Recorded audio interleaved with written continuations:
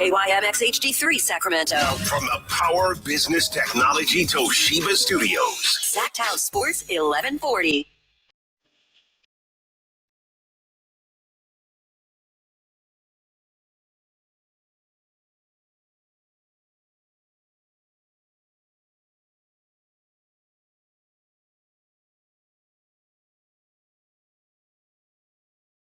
Your home for Kings basketball for over 25 seasons. Sacktown Sports.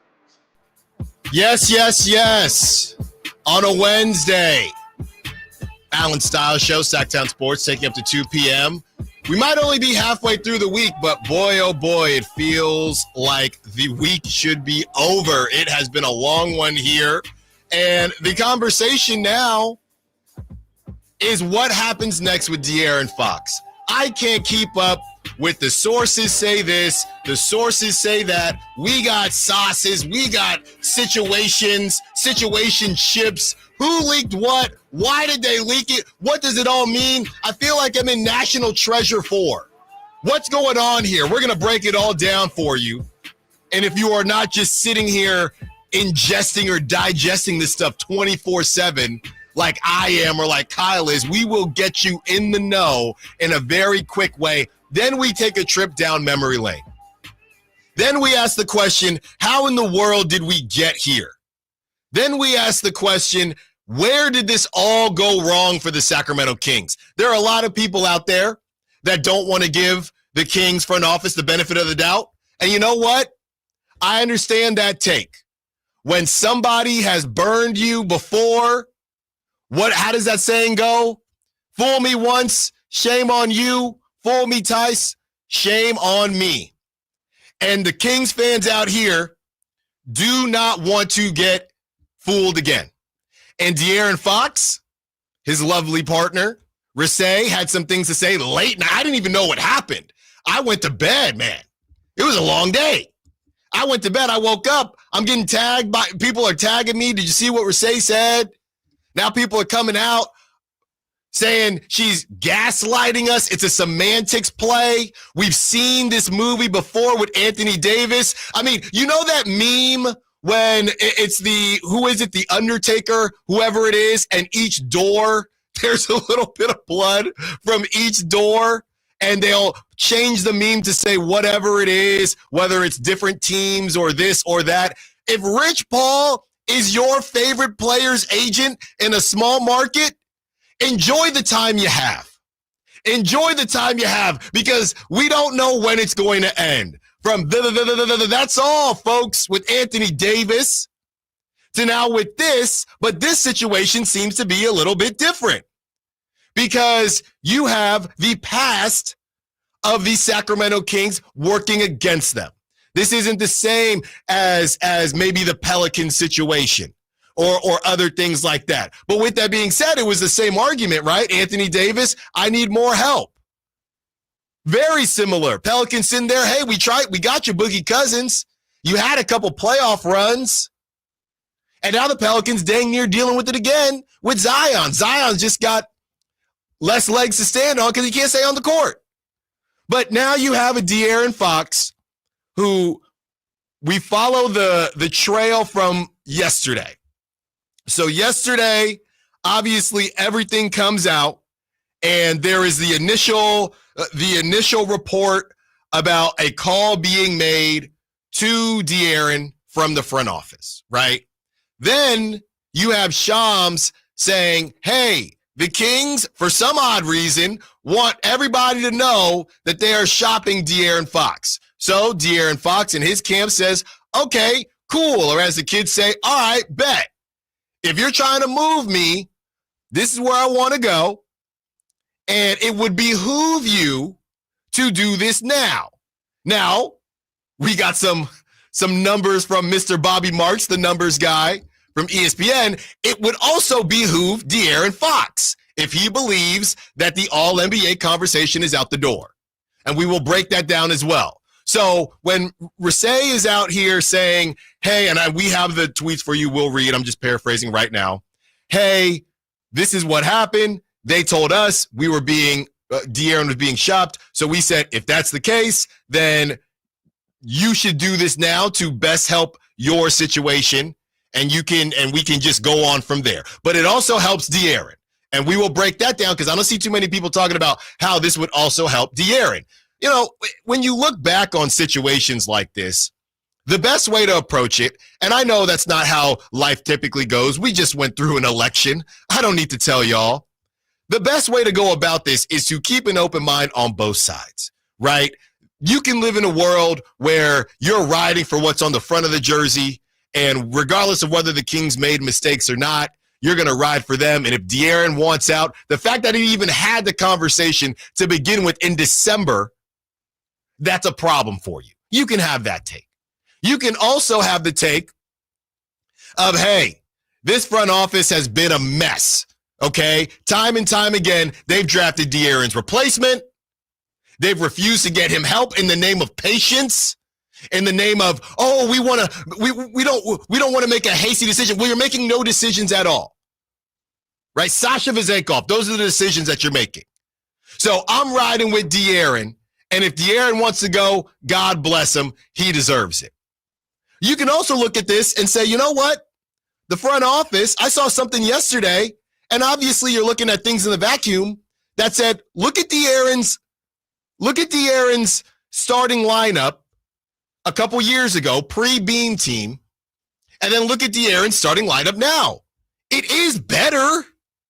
Now, that doesn't tell the whole story because their bench is basuda. The bench is trash, but it is a better lineup.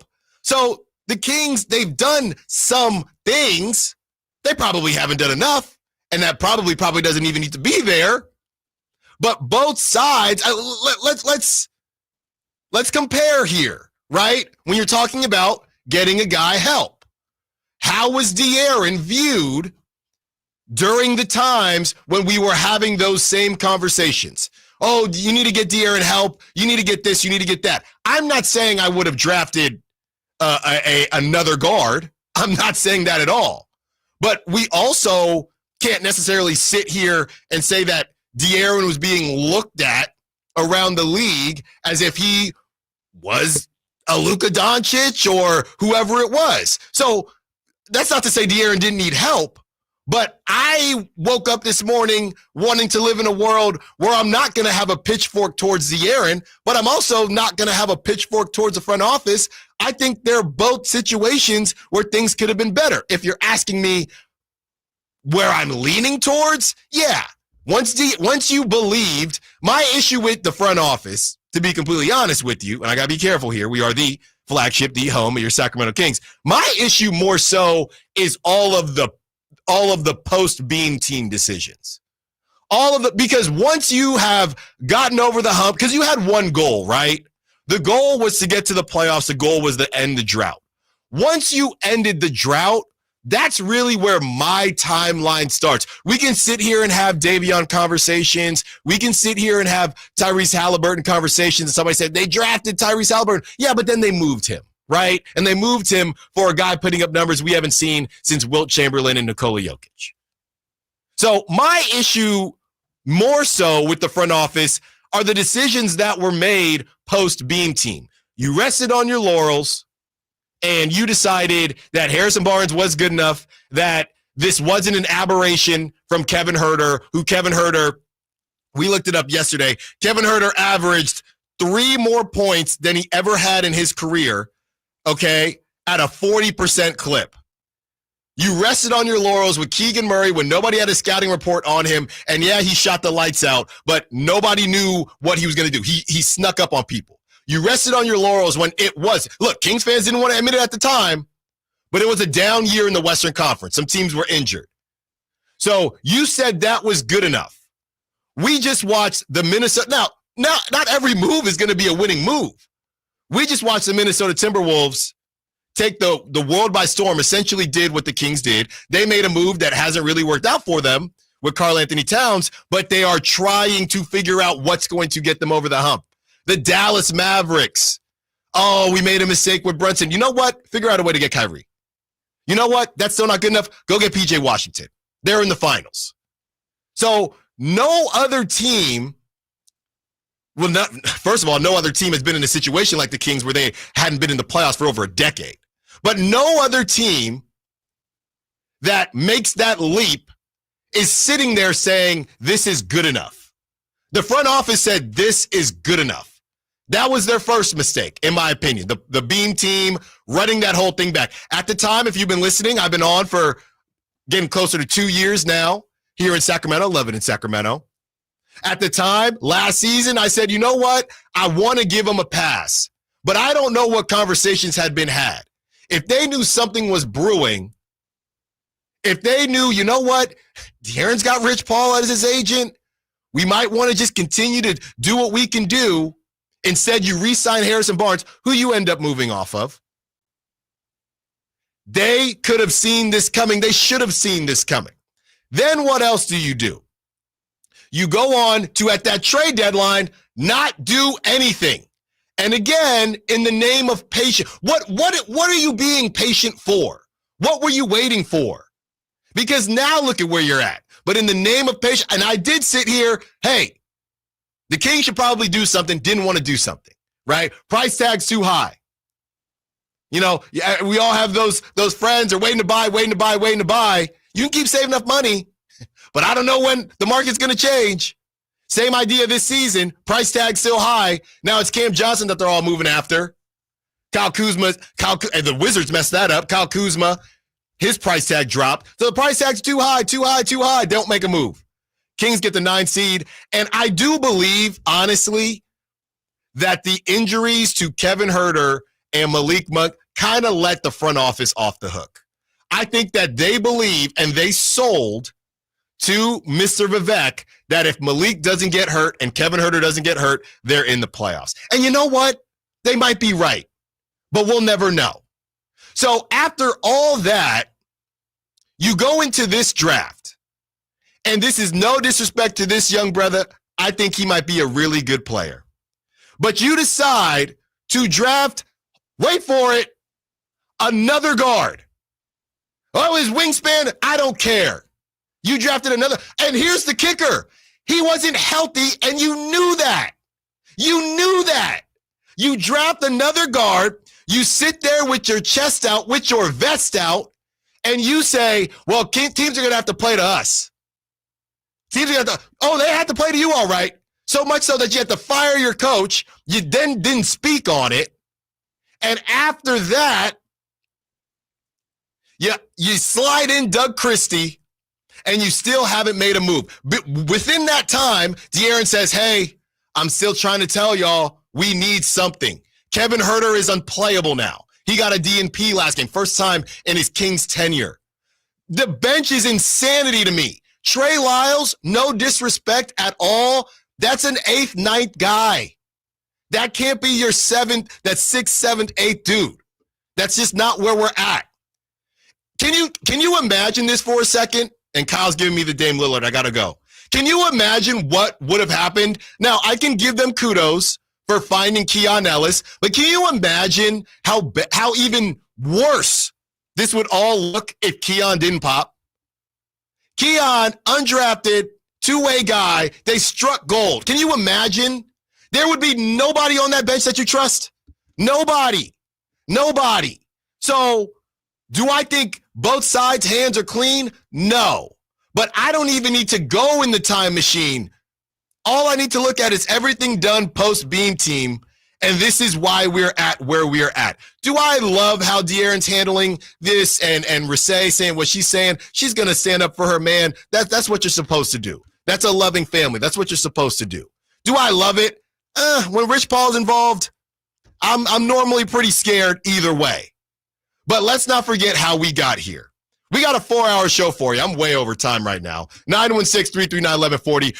Phone lines are open all day long. It's my show. It's also your show, Sacramento. Let's keep this thing going. We got updates from the one, the only Sam Amick. He dropped an article, and we have some bits for you. Let's get this thing rolling. Allen Stiles, Sacktown Sports. Tonight, Kings and 76ers. Game night with Scott Marsh and the high flyer Henry Turner starts at 3. Tip-off at 4:30. Your exclusive home for the Sacramento Kings. Sacktown Sports 1140. When you take the time to shop at Folsom Lake Honda, there's one thing you'll always find. Happy people ready to serve you. As a family-owned and operated dealership since 2009, customer service is our #1 priority. Our customers love doing business with us, and you will too. Get an instant cash offer for your trade at FolsomLakeHonda.com. We'll buy your car whether you buy from us or not. Folsom Lake Honda is your one-stop Honda shop. Folsom Lake Honda, yeah, your one-stop Honda shop. Fall head over boots in love with music this Valentine's Day. Get ready for Sacramento's premier country music festival, Country in the Park, returning May 16th and 17th at Cal Expo with Bailey Zimmerman, Billy Currington, and more. Enjoy food trucks, mechanical bulls, and line dancing. Tickets start at just $52. Visit CITPfest.com. Brought to you by Hyatt Vacation Club. Don't just say, I love you. Show it with music. Buy tickets now.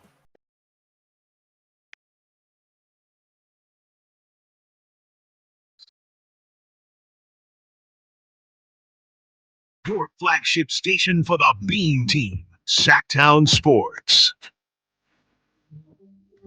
We didn't even call that a style espresso. I didn't even have time to call that a style espresso. Oh, that was beyond a style espresso. So what is that, a double shot?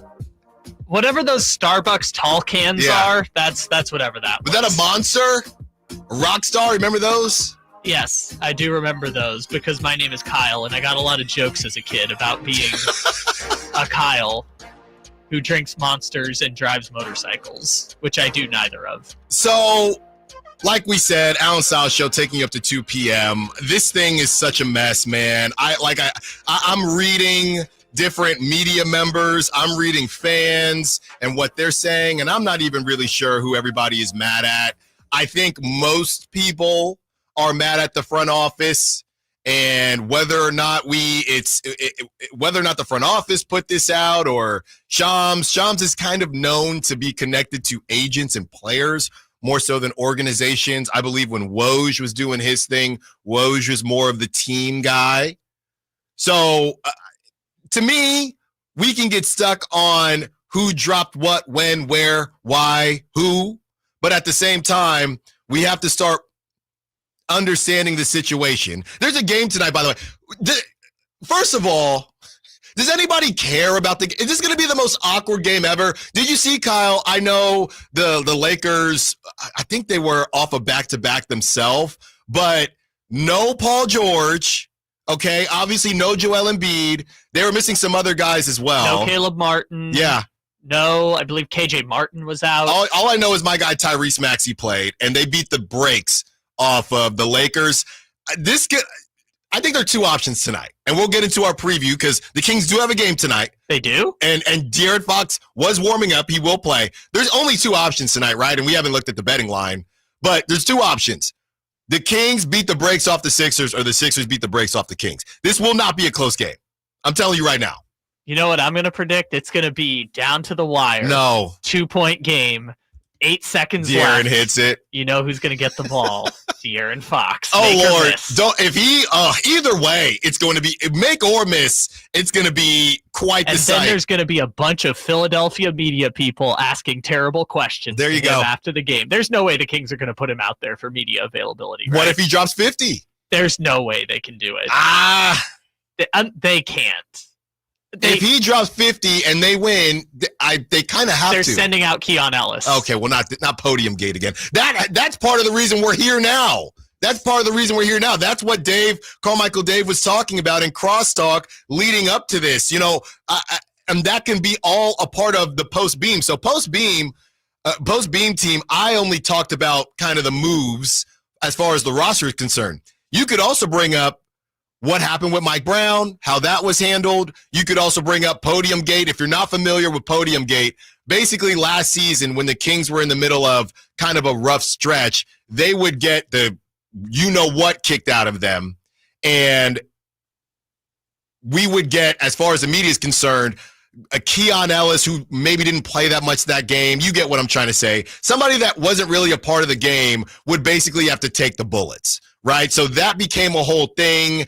And at one point, I think it got talked about, and Mike said, oh, well, I don't know how that works, and he just kind of threw it on PR, and De'Aaron took some of those bullets because De'Aaron is saying, well, I just leave the game. If they tell me to go, they tell me to go. Then there were a group of fans saying, well, he should want to go. He should say, no, Keon.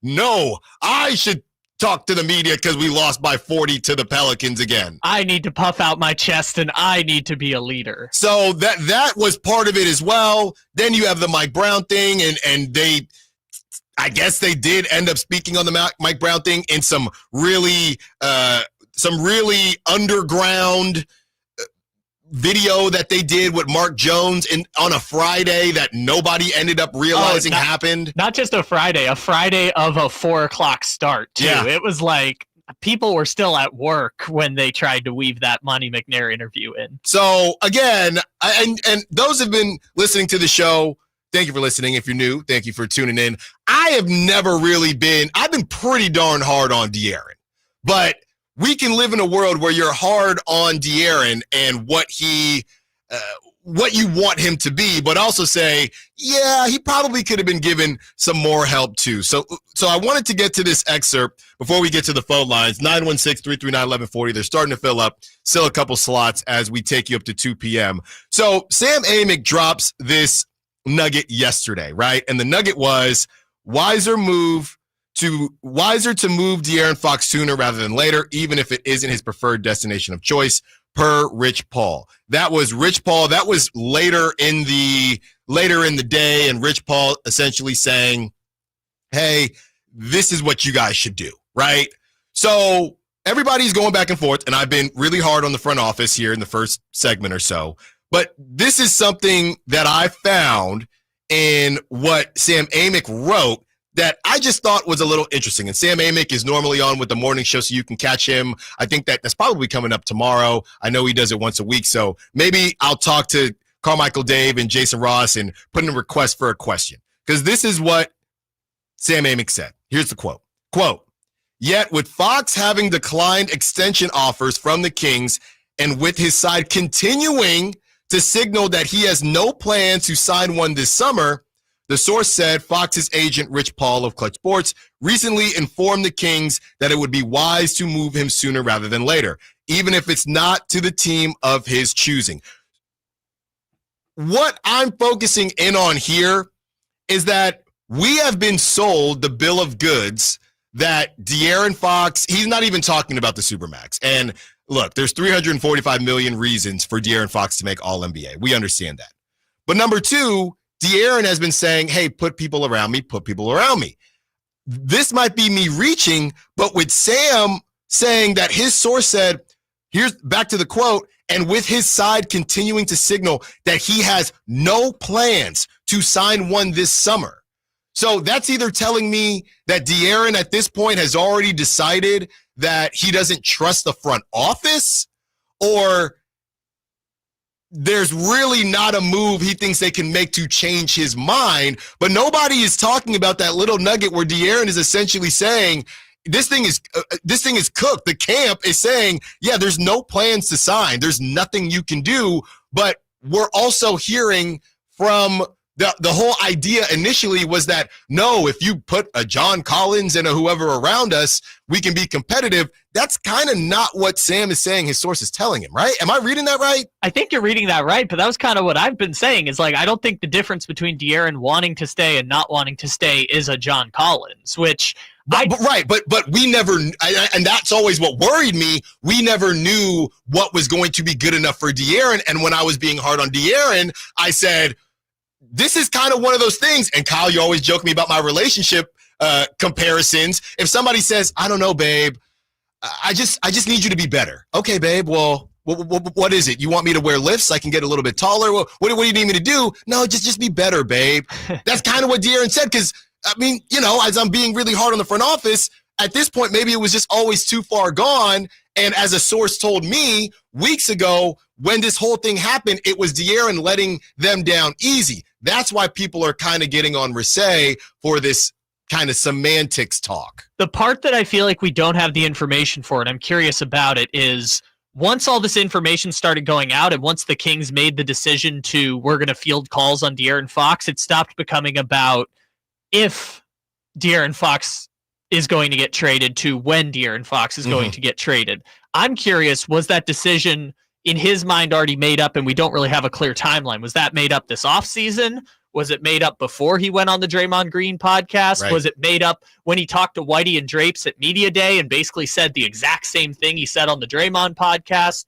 Was it made up after firing Mike Brown?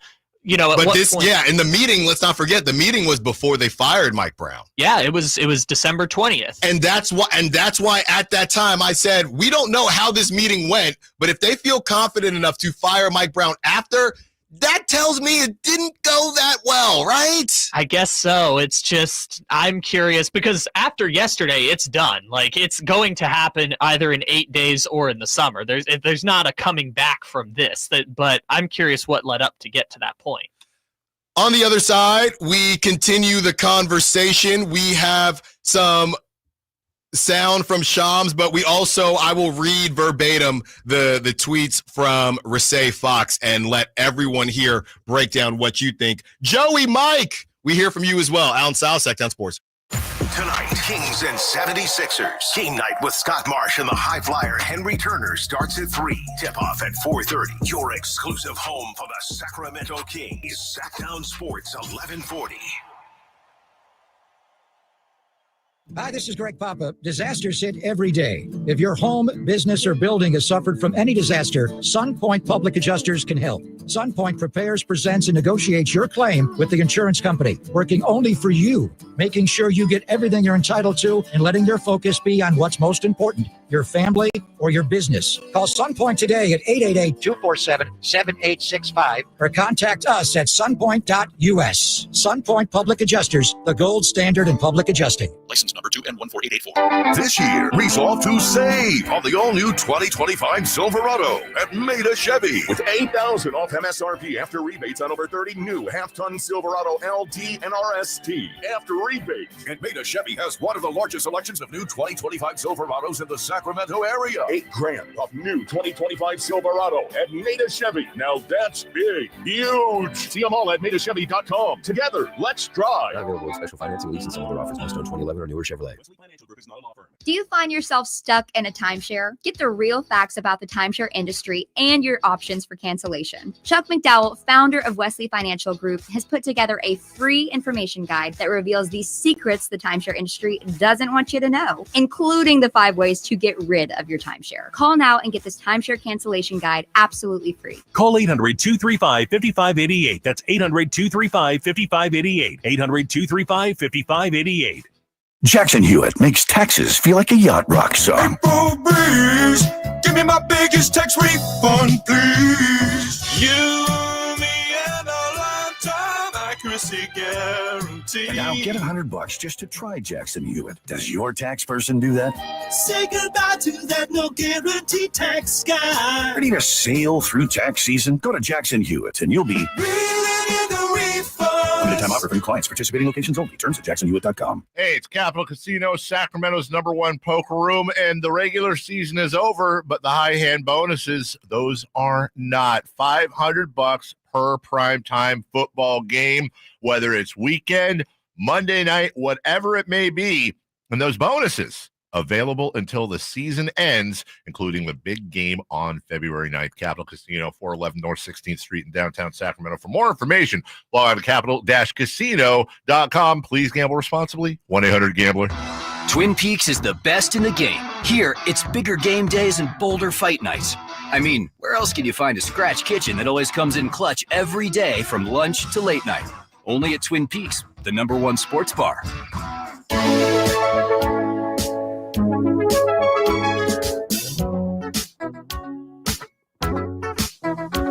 Your home for Kings basketball for over 25 seasons. Sacktown Sports.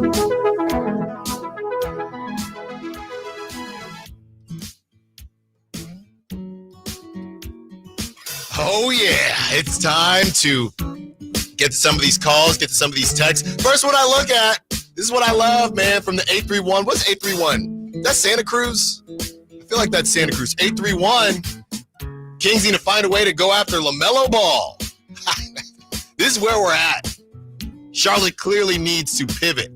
Or swerve, you might say. Oh, goodness. The Kings need to maximize Fox's value by pulling an OKC and grabbing as many first-round picks as they can so that they can create a package around those to go after LaMelo Ball. You know, we're not fully doing this yet. I will say this, though, 831. I think LaMelo Ball is electric. I just don't trust his ankles. I mean, it's to the point now where there are people in Charlotte working on and reading on how Steph Curry fixed his ankles. That's how bad it is right now with LaMelo's ankles. He's out again. So I love LaMelo, the talent, but LaMelo's health and the best ability is availability. I don't know if I'm willing to take a gamble on that, but keep them coming in. 916-339-1140. A lot of people in on LaMelo. I'm in on him when he plays.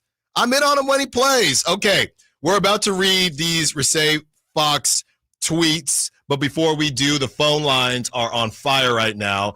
Joey and Mike have been holding on. I see some more names as well, but Joey and Mike have been waiting for a couple segments now. 916-339-1140. If you want to be a part of the conversation, Joey, you kick us off. What's up, man? How you doing? Hey, happy Wednesday. Happy Wednesday. Hey, Stiles. Mm-hmm. Stiles, you better be careful, man. I heard your opening statements of the show, and you're talking nothing but truth, but you know how higher ups don't like to hear the truth. Look, man, I'll let my boss handle it.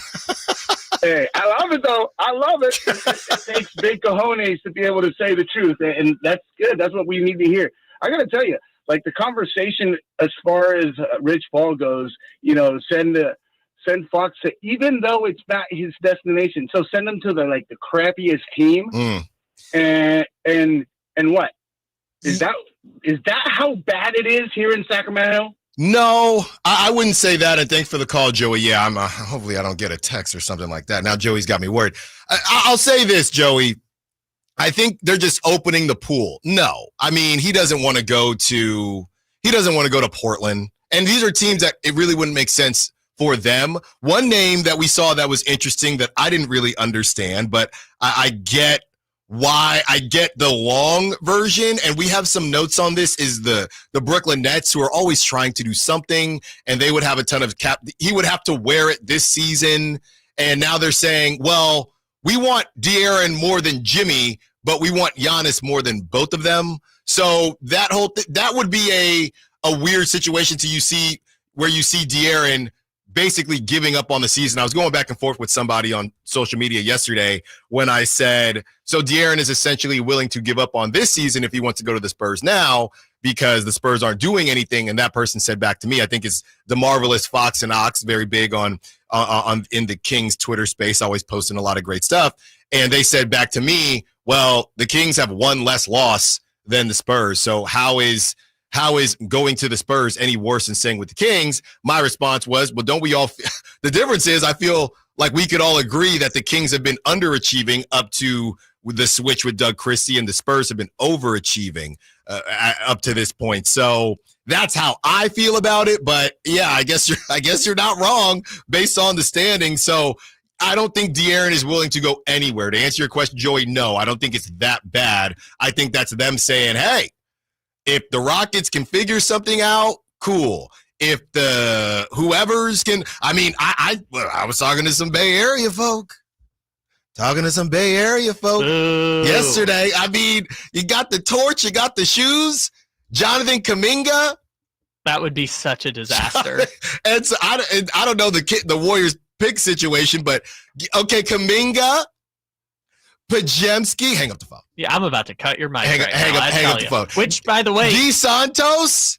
Can I give you Guy? I can't disrespect him anymore because I said I didn't know who he was, and then he hit like 4 threes. But also, I think the names that have been thrown out before are less important now because, as Shams reported this morning, a dozen teams have called the Kings just in the last 8 hours. Yes, yes. Everyone knows he's available now, and any team that thinks they have a chance can just call the Kings And C, they don't have to work the back channels anymore because everyone now knows he's available for trade. Yeah, what I believe that the whole destination thing means, I believe that means, hey, Miami Heat, if you want to get back into the conversation, let's have it. I don't want Jimmy Butler out here, but let's have the conversation. Hey, like I said, the Rockets, the Miami Heat, teams like that, they're not going to send De'Aaron to the Wizards, as some fans want De'Aaron to just, come on, De'Aaron don't deserve that, go to the Wizards. We finally get Kyle Kuzma, but what did it cost you? De'Aaron Fox, your franchise guy. After 3 years of talking about Kyle Kuzma and we couldn't get a deal done, it cost them De'Aaron Fox and Kevin Huerter for Pool Boy and Jacuzzi. The coldest thing would be if they got somebody that everybody wanted to pair with De'Aaron. If they got Kyle Kuzma, if they got Brandon Ingram, if they got some of these same wings we've been talking about for 2 years. I know the trade can't happen anymore, but if they swapped De'Aaron Fox for Pascal Siakam, that would be insane. People would lose their mind. That would be some Kang stuff right there. And like Joey said, I got to be careful. 916-339-1140. Mike's been holding on. What's up, Mike? What you got for us? Well, what's up, guys? Hey. First, I just like that. It's pretty tough, Sacramento. De'Aaron Fox, the guy, I'm a fan of him, but he's only been an all-star one time. And it's tough in Sacramento. You get players like, your Mitch Richmonds, your Cousins, your C. Webbers who make multiple all-star games. And I think this is what he wants, maybe something bigger. But I'm just a little confused because he wants to go to San Antonio. I know they have the championship pedigree with, previous San Antonio years. But if he goes there, if he's just chasing Wembyamba, he kind of knows Harrison Barnes, so I can see the fit there. But what would the Kings get? And I feel like if you can just answer my last question, I feel like the Kings I'm kind of worried because I feel like the Kings might do a trade that benefits Fox and not Sacramento. Yeah, thanks for the call, Mike. I would say this. Essentially, how I understand the Spurs thing would be the Kings make that move. They get back. Right now, what do the Spurs have? The Spurs have a bunch of young players and assets. So the Kings would get, and I saw we'll talk about the Bobby Marks trades, but the Kings would get some version of, I would hope, Stephon Castle, Devin Vassell, some young guys like that, and, of course, picks in case the Kings end up just wanting to blow it up. Sohan, dudes like that. From the Spurs perspective, yeah, I've said this, and I never meant it disrespectfully, and I hope it never came off as disrespectful, but I've always said we just assume that De'Aaron Fox wants to be a 1. How do we know he wants to be a 1, right? Maybe he just wants to be a number 2. I've said for months on this show that just based on how I read De'Aaron Fox's personality, he would love to be Kyrie Irving on the Mavs, where it's I can cook when I feel like it, but I don't really got to answer any questions like that. Luka's the dude, and I'm just sitting here chilling, and we win, right? We win at a high level.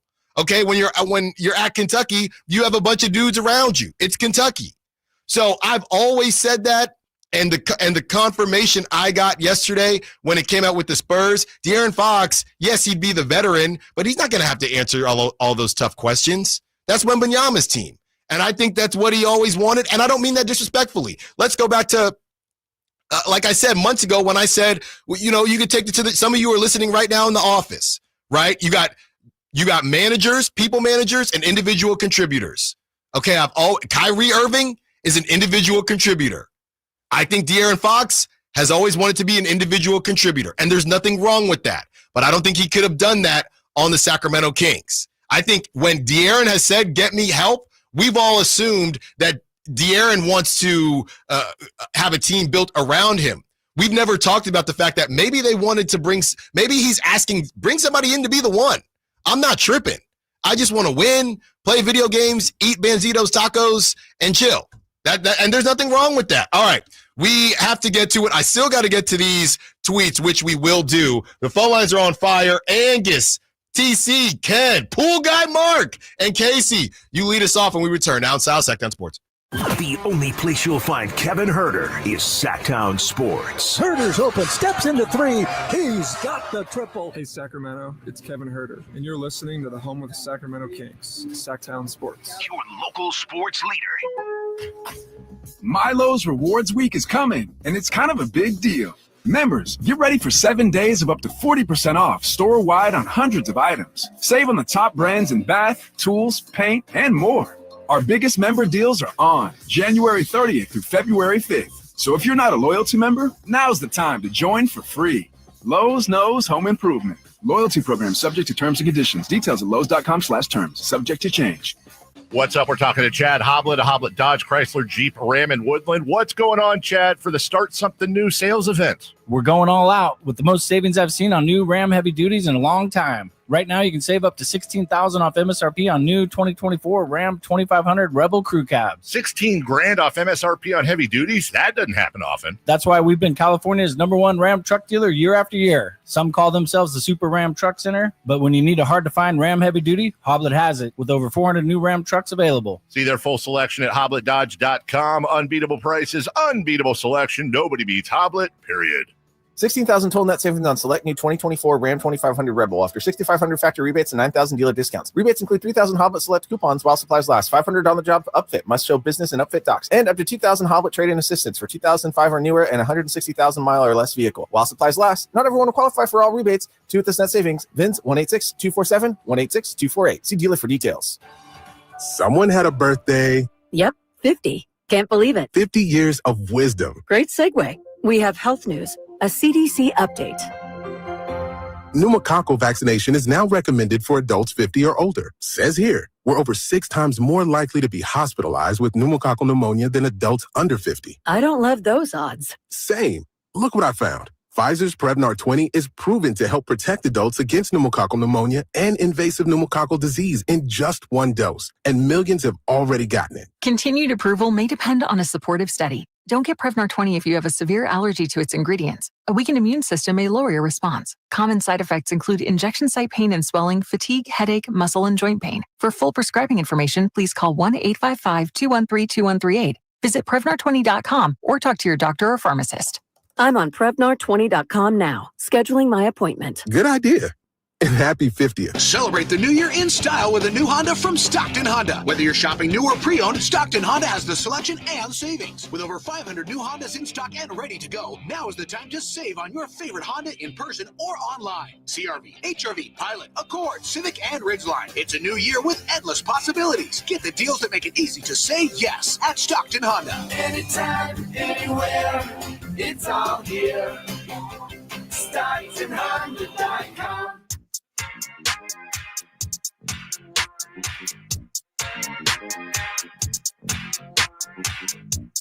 Your flagship station for the Beam Team, Sacktown Sports.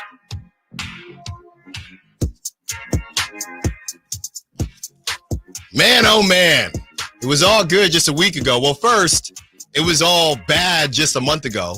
Then it was all good just a couple weeks ago. And then it was kind of good about a week ago. And now it's all bad again. Kings actually have a game tonight. And I'm telling you, man, I just only see this thing going one of two ways. They're going to blow the Sixers out of the building, or they will get blown out of the building, taking you up to now. Yeah, well, thank you, De'Aaron. Take them while they're down. Taking you up to 2 p.m. Okay, I want to get to these tweets. I know the phone lines are on fire, but if I get going with the phones, we're never going to read them off. So this happened at, and I believe I have the timeline correct, okay? So this happened starting at 11 o'clock last night. I was asleep. Baby Styles kicked my butt. 11 o'clock West Coast time. West Coast time. Because yes. Rasay, we believe, is in Philadelphia, or at least she was in Brooklyn, so I assume that they're still on the road trip. Right. Yes, it is. It's a late night. It's a late night, great night from Rasay Fox. She says, as this person, Erica Swipa Murray, who quote tweeted Rasay's tweet from 2023. Okay. D, as in De'Aaron Fox, D's never wanted out. LOL, just to clear that up. So Erica bumps it up and says, bumping this because some people seem to forget. Rasay responds at 11:10 last night, says, still has never asked for a trade, by the way, especially while being in the midst of a good run. That should be clear. somebody quote tweets Rasay and says, okay, so why hasn't he said anything publicly while his agent is requesting a trade? This is the one that is going around everywhere. Rasay then says his agent didn't request a trade. Simply put, if the Kings want to move De'Aaron for the betterment of the organization, there's a time span in which you want to do that if you're the GM.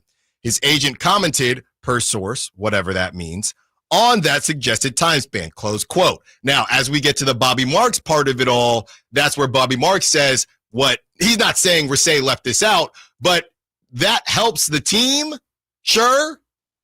But it also helps, but does it right at the same time? Because wouldn't there be more teams maybe in the mix for De'Aaron in the summer? But it definitely helps De'Aaron right now based on how everything works with his extension talks. He would, what, Kyle, be out $70 million if he doesn't extend, or if he doesn't get if he decides not to extend with whoever and enters free agency, he would miss out on about $70 million. Approximately. I mean, the most he could sign for is 4 years and I think 25% of whatever the salary cap is going to be in 2026. Again, these are all approximate numbers because it's based on the 2026 salary cap. Yes. But yeah, it's like he could sign for 25% of the salary cap in free agency with a new team, or 30% of the salary cap for 4 years with whatever team owns his bird rights. And if you do that math, it comes out to approximately $70 million.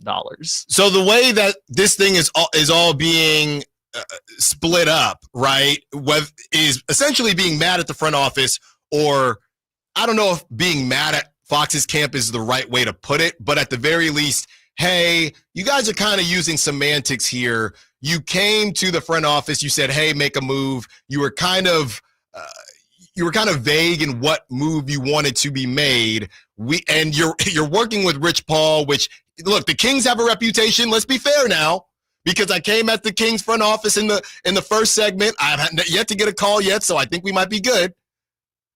We came at the front office. They have a reputation. Cool. You know who else has a reputation? Rich Paul. And if you got a superstar in a small market, buyer beware. So that's also part of this. And Rasay right now is just saying, hey, this is all we did. We didn't ask for a trade, right? But you did give a vague request, right? Then look, De'Aaron's coach got fired. That's real deal. But people are essentially saying, some people are saying, thank you, Rasay, for clearing that up. See, guys, De'Aaron doesn't want to leave. And the other side is saying, you guys are falling for the Rich Paul special. They're basically putting a whole bunch of stuff out to get people mad at the organization, which isn't hard to do when you have the reputation of the Sacramento Kings.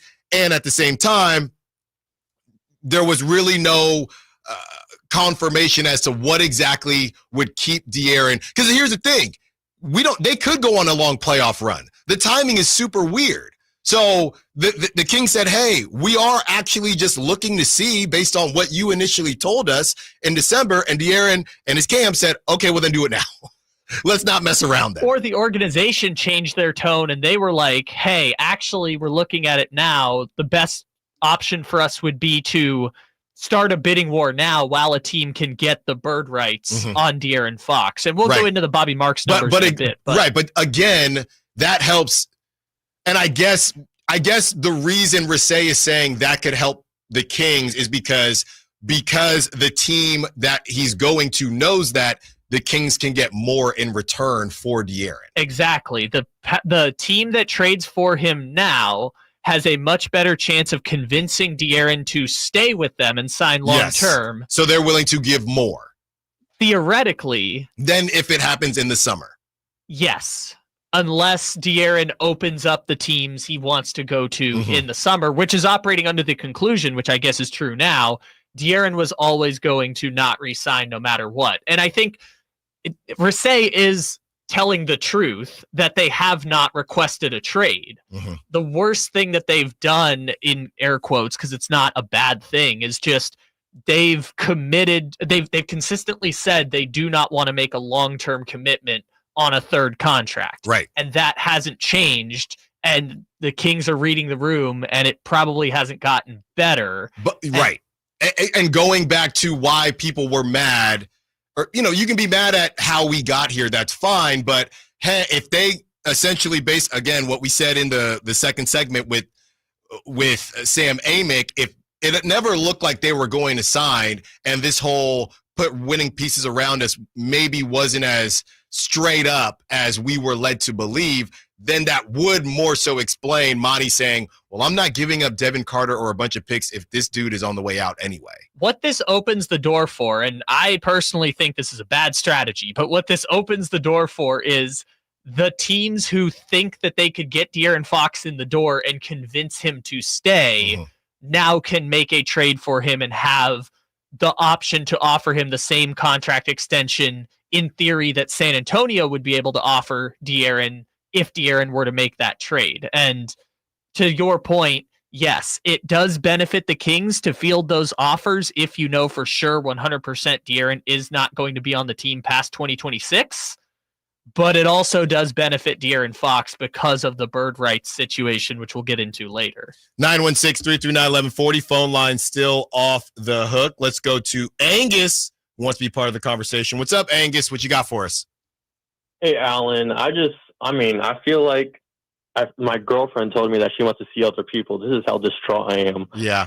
But, like, when you think about it, De'Aaron signed with Clutch at the beginning of the Beam team season, 2022. It kind of seems like he's been planning this because that was kind of the tipping point. We just drafted Tyrese Halliburton, traded him away for Sabonis, and now De'Aaron Fox is probably planning his exit. And if I'm De'Aaron and I'm seeing Sabonis being regarded as an All-NBA player, remember, he was the only Kings player to win All-NBA last season. And then seeing Sabonis got the extension at a discount, he probably thinks that the Kings are probably operating on a long-term plan without him. That's an interesting theory. Thanks for the call, Angus. But I would say, doesn't that kind of go against what De'Aaron's been saying as far as the winning? Because they had just come off the Beam team season, third seed in the West, and it looked like they were heading in the right direction. So I'm trying to figure out why that would be the moment. Look, I'll tell you this much. Whenever your small market superstar goes to Clutch, be afraid. But I don't know that means that he was already planning. I don't think he was planning his exit. And that's just my opinion. I just feel like everything that happened after Beam team season, when they decided to just run it all back, that is what started the issues. I think to Angus's point, though, I mean, after the Sabonis Halliburton trade drama, because there was a chance he was going to get traded. Sure. I think after that was probably not necessarily what put the wheels in motion, but it just made him understand, like, hey, I do need people in my corner who are going to advocate for me. And ultimately the Kings decided to build around De'Aaron Fox and have him play out his entire second max extension with the team.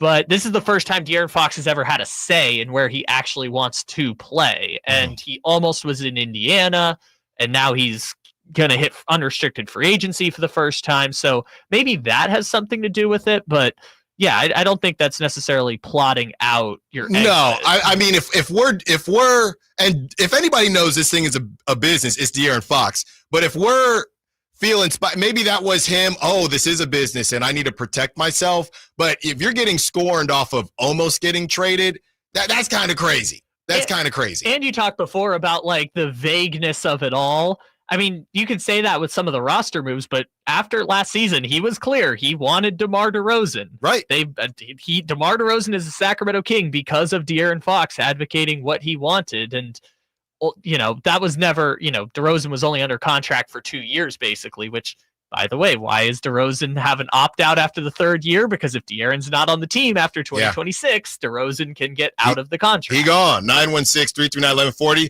Let's get to our guy. Hopefully he's not getting chased this early in the morning. Pool guy Mark.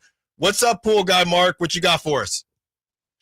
Yeah, I don't know what to say. Are you guys there? Yeah, we're here. Cool. Just welcome to Sacramento. You know, like your first, you know, you kind of went over the first couple of years being here. I mean, I feel like this has been Sacramento since we've had Vivek, you know, like it's just, you know, just Man, it's just a shit show. Sorry. Oh, Kyle. Sorry, pool guy Mark. All right, I think we caught it. YouTube didn't catch it. There you go. You get the premium package, 916-339-1140. Let's get to Casey. Wants to be part of the conversation. What's up, Casey? What you got for us? Hey, what's up, guys? Hey. So I got a lot of. I know I'm gonna forget something, and when I get off the phone, I'm gonna be upset because I forgot to say it. But for starting off, like what you were saying earlier, Fox strikes me as that guy that doesn't want to be a number one. You know, I don't know if you saw Danny Green on ESPN last night, but he was talking about how Fox is upset with his usage rate and the amount of minutes he's playing, and he wants to go somewhere where he's a number two. Mm-hmm. And I've always felt that way about Fox. Like, he's got the talent, but he's one of those guys that I've always felt doesn't love to play basketball. He doesn't show the passion like that Malik Monk shows. Like, Monk to me is the type of guy that if he's not playing, he's going to go down to the gym and he's going to play and he's going to hoop it up. Like Fox in the off season, he's playing video games and hanging out with his family. Like, he doesn't love basketball the way that most superstars do. And I think now is the perfect time to trade him, because even if you trade him to a team that doesn't think they can re-sign him, they still have the option to trade him next year. Thanks for the call, Casey. Yeah, I mean, they don't have to do anything. Then it gets to a point where would De'Aaron do the sit-out thing? Are we going to see De'Aaron in a fat suit, right? Well, what's going to happen there? Kyle's giving me the Dame Lillard. Ken and TC, we got you. Keep it clean on here. Keep it clean. Don't make Kyle work too hard with the dumb button. More Allen Stiles Show, 11 o'clock hour coming up. Sacktown Sports. Tonight, Kings and 76ers. Game night with Scott Marsh and the high flyer Henry Turner starts at 3. Tip-off at 4:30. Your exclusive home for the Sacramento Kings is Sacktown Sports 1140. Hey, it's Carmichael Dave for American Energy Heating and Air with a question. Have you recently had a technician diagnose your HVAC system and you were a bit surprised at how much it cost? Or did something seem off about their quote? Because at American Energy, they take pride in giving you honest, straightforward solutions to get that system up and running. Have their qualified technicians come out and give you a free second opinion. It's free. You got nothing to lose but some dollars off of that original quote. They're making the uncomfortable comfortable. They've been doing it since 1981, serving the greater Sacramento area. A+ with the Better Business Bureau. That's why they keep having customers coming back for more and more and more. You can call them and set that appointment at 916-520-9990. That's 916-520-9990 or AmericanEnergyAir.com. Call 916-520-9990 now. When you take the time to shop at Folsom Lake Honda, there's one thing you'll always find. Happy people ready to serve you.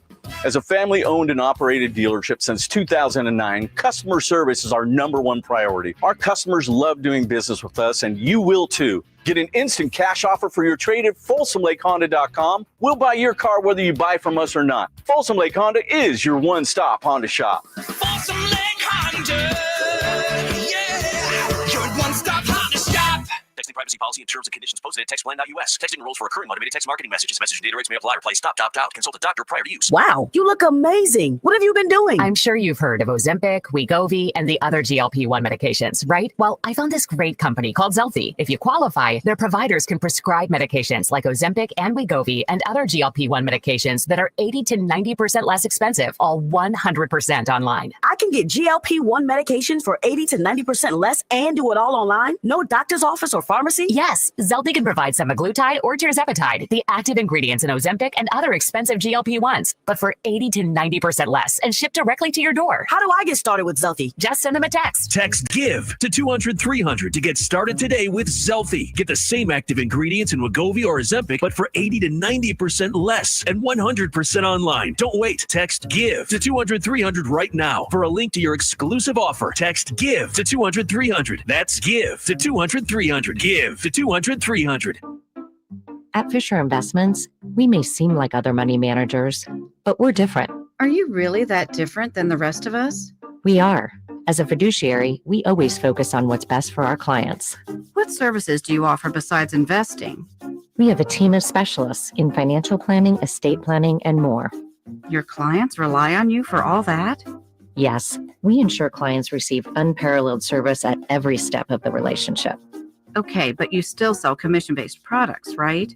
No, because we believe that's a conflict of interest. We prioritize service over sales goals. So then how do your fees work? We have a simple and transparent fee that's a percentage of our clients' portfolios. So we do better when our clients do better. Wow, we're more different than I thought. At Fisher Investments, we're clearly different. Learn more at fisherinvestments.com. Investing in securities involves the risk of loss. Twin Peaks is the best in the game.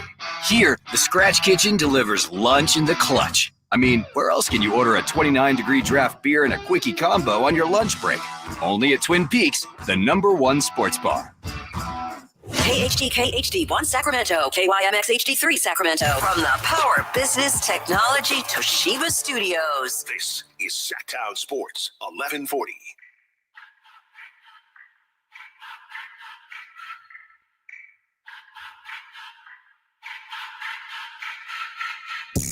Your home for Kings basketball for over 25 seasons. Sacktown Sports.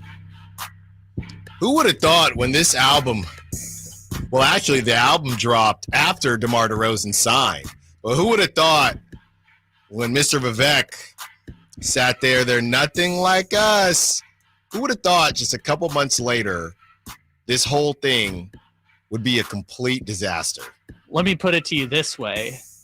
Kendrick Lamar's album dropped, and De'Aaron Fox might get traded before he performs at the Super Bowl. Never saw it coming. Never saw that coming. 916-339-1140. We have some sound from Shams. We also have Shams kind of roasting Mad Dog on First Take as far as what the Spurs would offer. Now, obviously, we are all, and I say the collective we, are in the mindset of the Kings trying to power through, right? But if you actually want to do the OKC model, number one, you got to get lucky. And number two, you have to get a ton of picks, okay? That's what I think the Jazz are trying to do as well. And Shams kind of gives some light into what a package of picks would look like. Now, this would probably say goodbye to Domantas Sabonis and probably say goodbye to DeMar DeRozan. But Shams does have a Godfather offer in terms of what the Spurs can offer if we move away from I saw some people in the text line, well, the Spurs don't have any forwards and they just, Stephon Castle, and Bobby Marks is saying that the Kings wouldn't even get Stephon Castle. He's going more in that pick route as well. So, I think a lot of us were maybe okay with moving on from De'Aaron Fox as far as a retool. Starting to feel like the people in the know are saying this could be more of a rebuild, and that gets really spicy as far as do you trust Monty McNair to do the rebuild? So you basically let Monty and West trick off this whole situation, and now you're going to bring in a new GM with these picks. I don't know what you do if you're Vivek. So we have that sound for you in a little bit, and then I have that quote that Shams said as far as the picks that San Antonio has. Going to continue with the phone lines, 916-339-1140. TC, Ken, and Frank. Let's start with TC. What's up, TC? What you got for us? What's up, big dog? Hey. Hey, we just gonna keep it simple, bro. So the trade package, right? Mm-hmm. The trade package is San Antonio, because they ain't gonna give up all three, right? As far as Sohan, Vassell, and Castle, right? Mm-hmm. So they can keep Castle, give us Sohan, Vassell, their 2025 first-round pick from Atlanta this year, their 2025 pick this year pick from Chicago, and their, their 2027 first-round pick from Atlanta. Mm-hmm. That'll get the deal done. That's 3 first-round picks. You get 2 first-round picks in this draft, which is a deep draft this year, to get 2 studs, and also you get 2 studs back in Sohan, who's averaging almost a double-double. He's only 21 years old, and also Vassell, who is, 23 and averaging like 15 points a game, and a knockdown shooter. That's the deal right there. We won't fall off the earth. If you want to call it a soft rebuild, the soft rebuild is the picks. Thanks for the call, TC. Yeah, I think that is a good middle ground. I'm also in for more. I think the NBA needs this. I'm always in for creating more rivalries because San Antonio Kings, if the Kings, are still a viable team, if they don't fully rebuild, that would be a heck of a rivalry there. I know I'm getting ahead of myself. Sure, but that would require us to have disdain or dislike for De'Aaron Fox. That'll be out there. I don't think that'll be an issue. Well, there will be some people who do that, but I still, maybe this is just my inner fan, but I just hope that he's still going to get the roar of applause that he deserves. But I think you can have that. I would say it's kind of similar with Tyrese Halliburton. I don't think it would be more electric than the Tyrese Halliburton thing, but people don't hate on. Now it's not a rivalry because they're not in the West.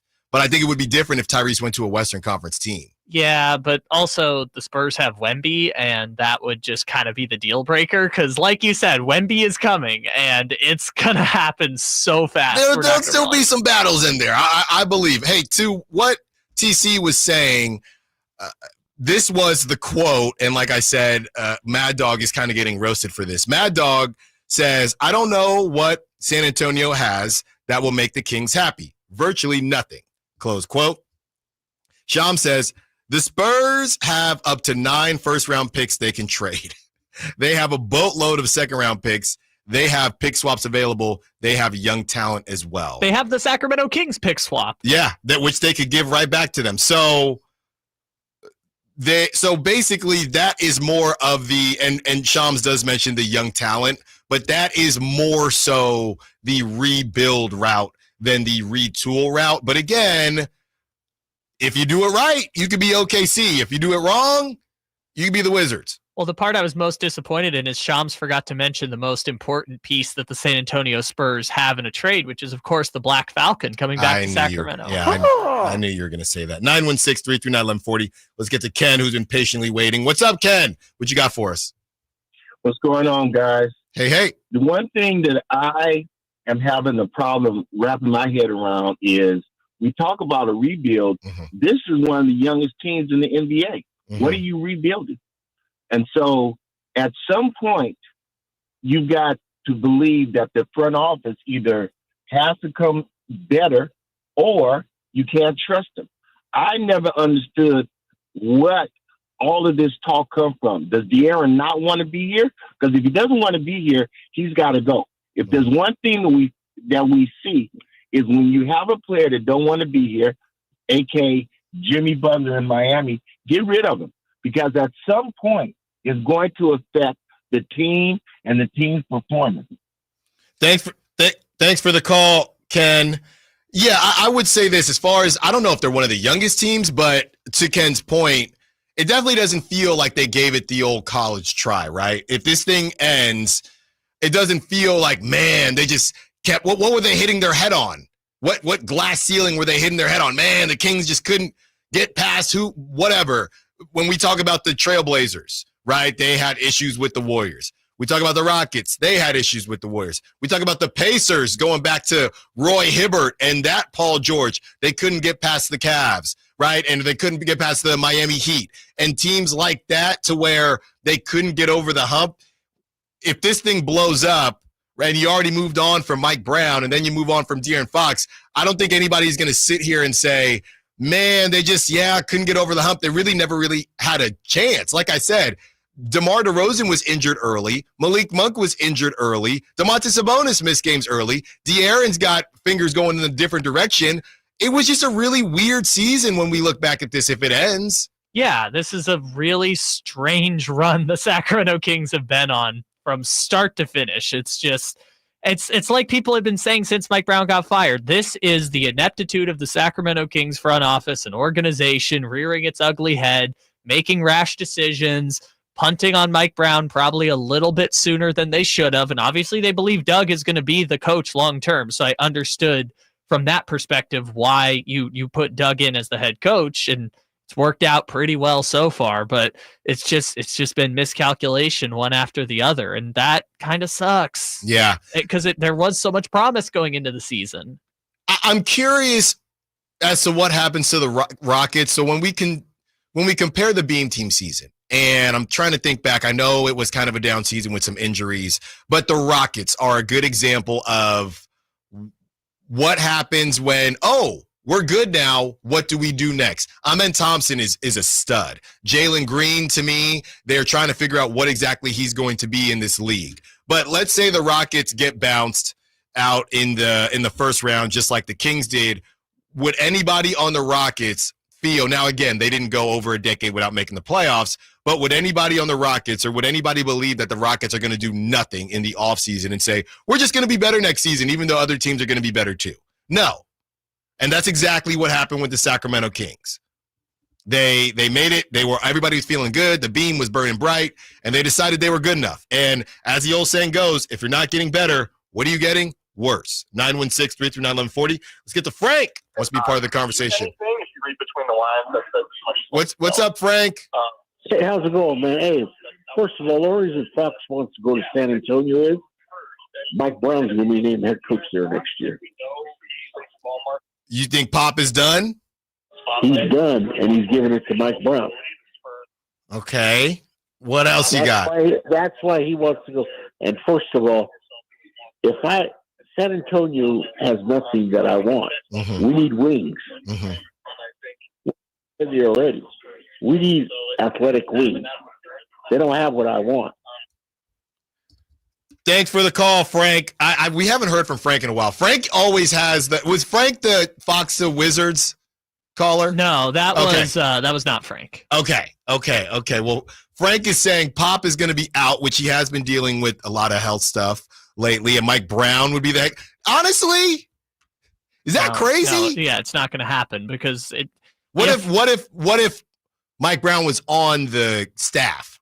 I mean, I guess sure, but Mitch Johnson would be the coach going forward if Greg Popovich can't return to the bench. I don't know. Mitch Johnson ain't doing what Doug Christie's doing. Sure, but this is this is the only organization where I feel comfortable saying this. Greg Popovich gets to pick who the next head coach is going to be. Mm-hmm. And I mean, Brett Brown was on the staff. They obviously went Mitch Johnson. I think because Mitch has been like the G League coach of the Spurs and been with the organization for like 9 years. But no, Pop is going to pick who Pop wants to be as the coach. And Pop wants Mitch Johnson, obviously, to be the coach, at least for the next couple of years after, to be on the staff. I don't know when Pop is going to come back, but obviously that was the decision that was made.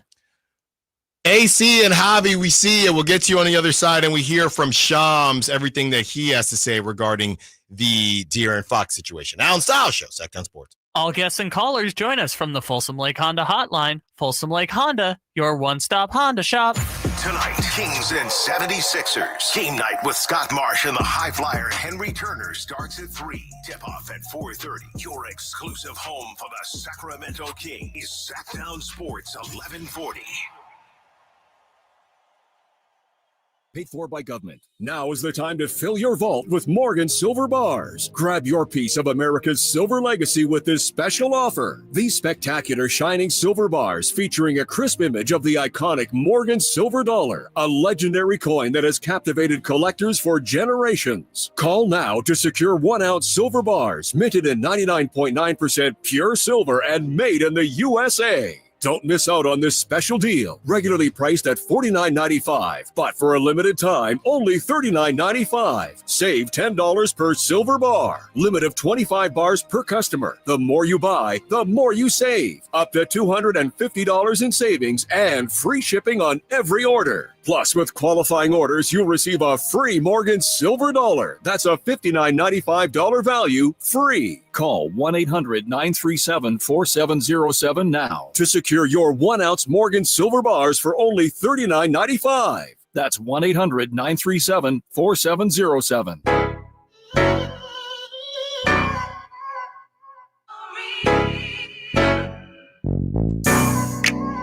Your flagship station for the Beam Team, Sacktown Sports. If people want to blame the front office, I think that's your right. If people want to, quote unquote, blame De'Aaron, obviously there's a little bit of nuance there, and everybody's got their limit, man. I mean, how often do you look at different jobs? How often are you on LinkedIn? You're always trying to better yourself.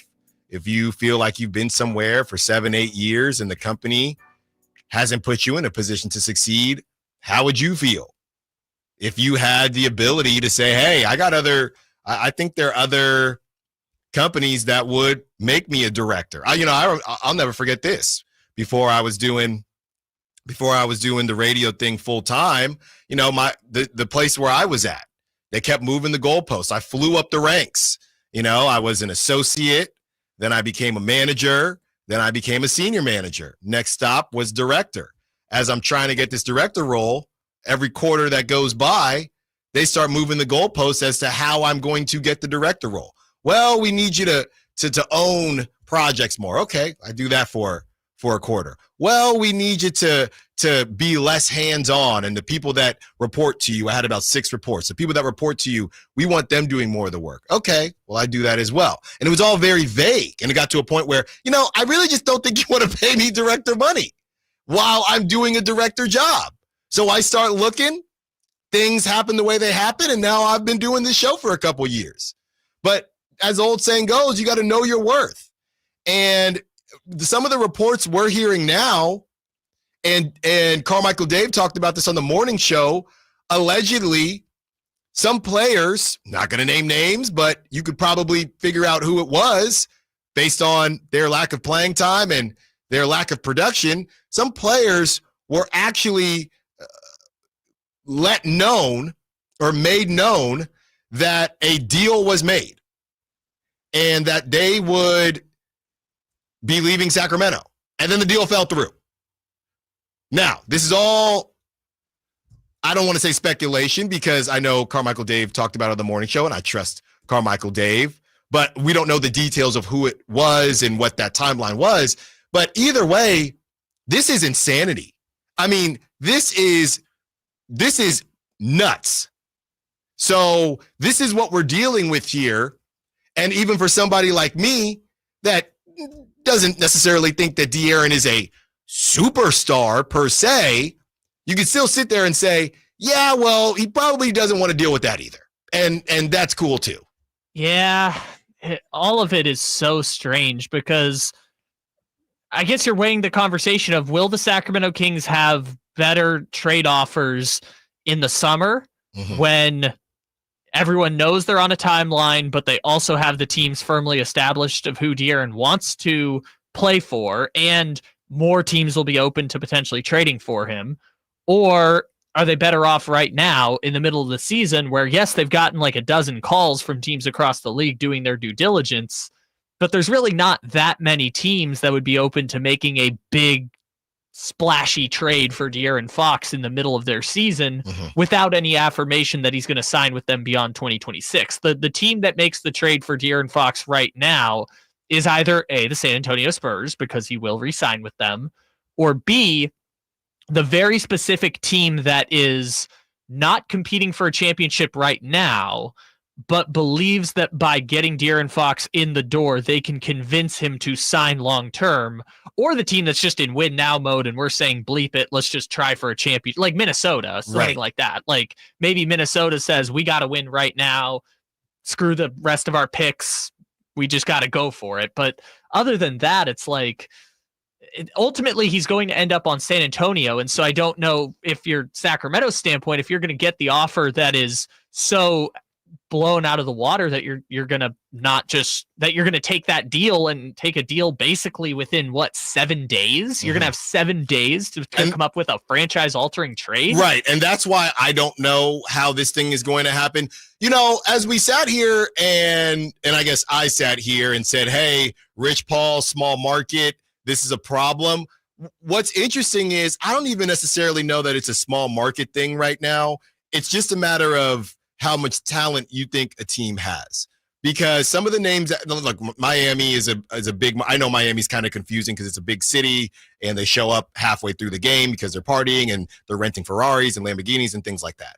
But if you look at, okay, so De'Aaron wants to go to San Antonio. We know he's got personal connections to the, state of Texas and more so the Houston area, but Wembanyama, right? A player that is going to be legendary. At least we all think so. Another name that got brought up, which, like you said, Kyle, might happen is Minnesota. Now, Minnesota is not a big market. Okay.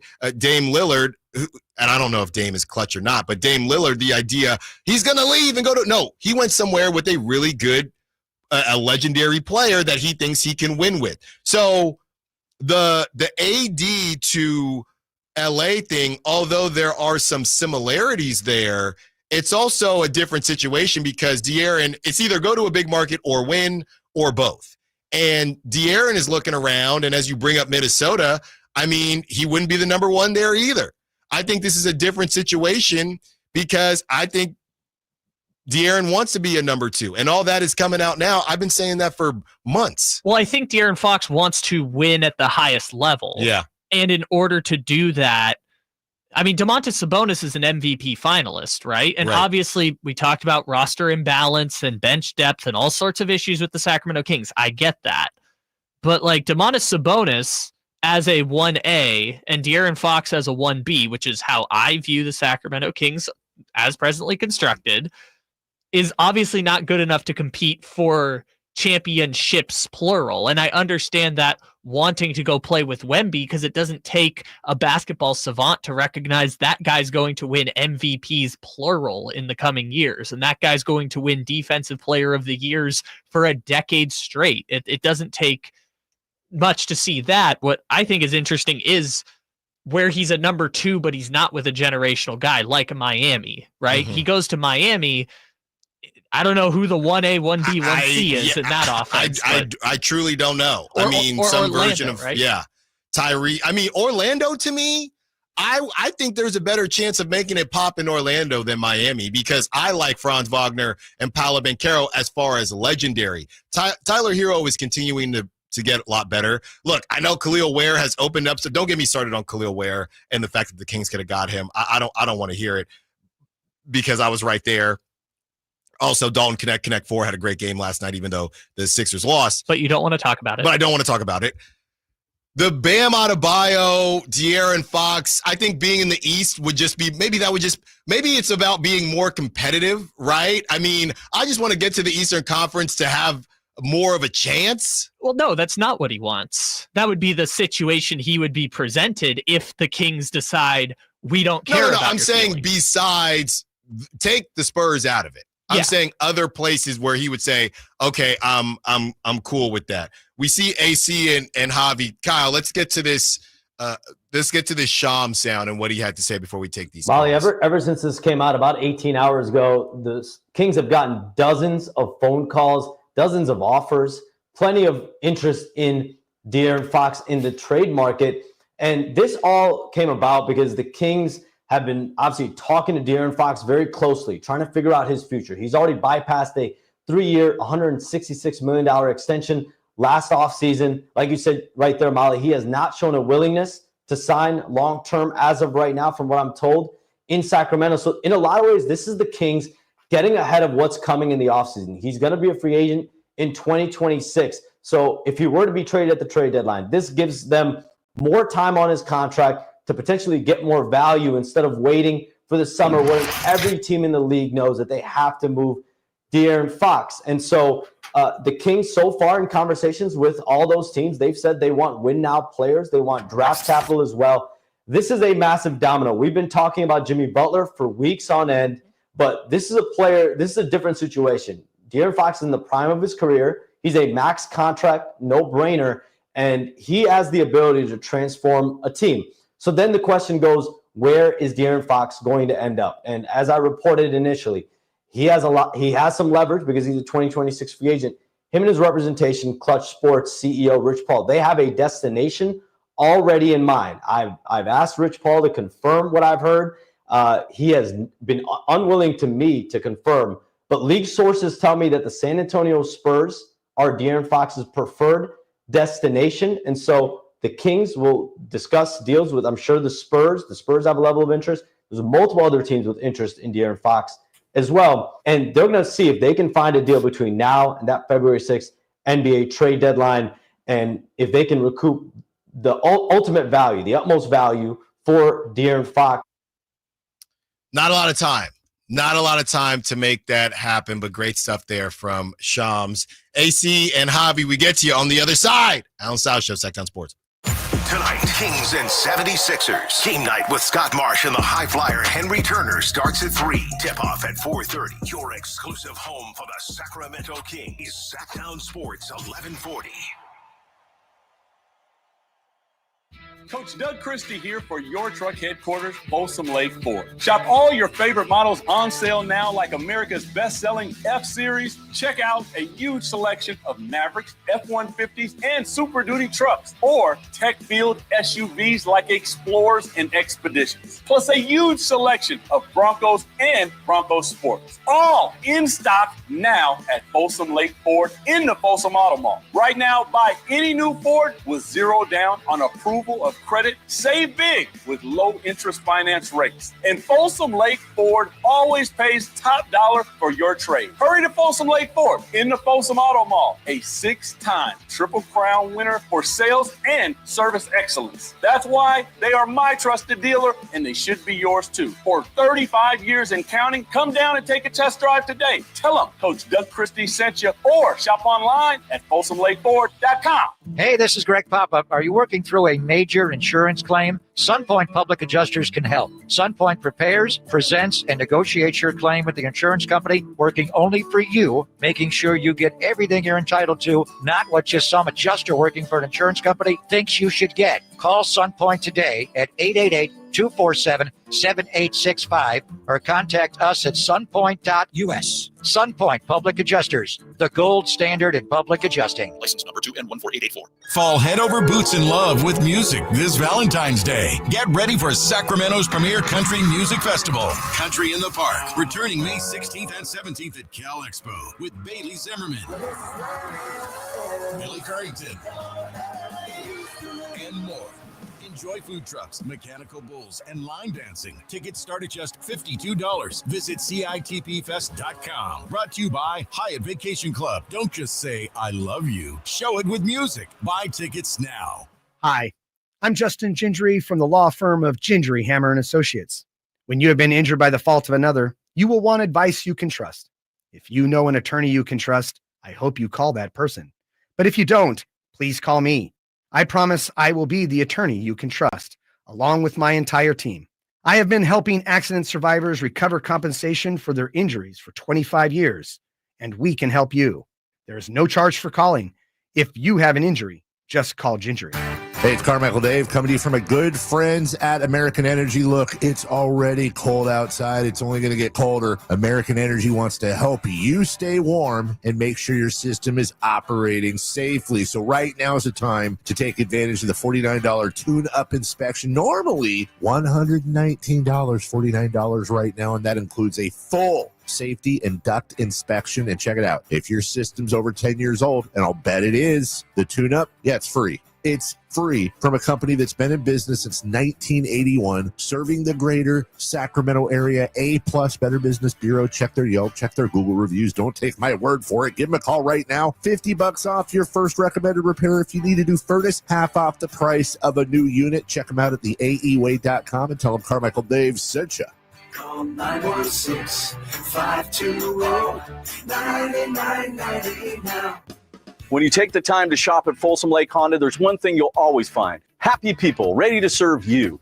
As a family-owned and operated dealership since 2009, customer service is our #1 priority. Our customers love doing business with us, and you will too. Get an instant cash offer for your trade at FolsomLakeHonda.com. We'll buy your car whether you buy from us or not. Folsom Lake Honda is your one-stop Honda shop. Folsom Lake Honda, yeah, your one-stop Honda shop.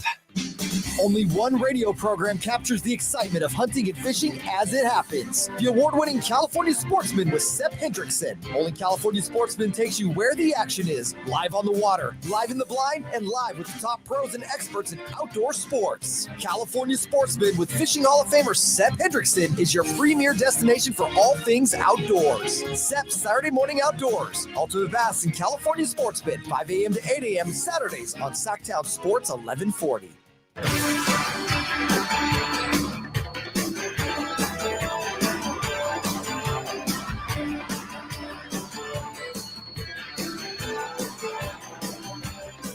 Your home for Kings basketball for over 25 seasons. Sacktown Sports.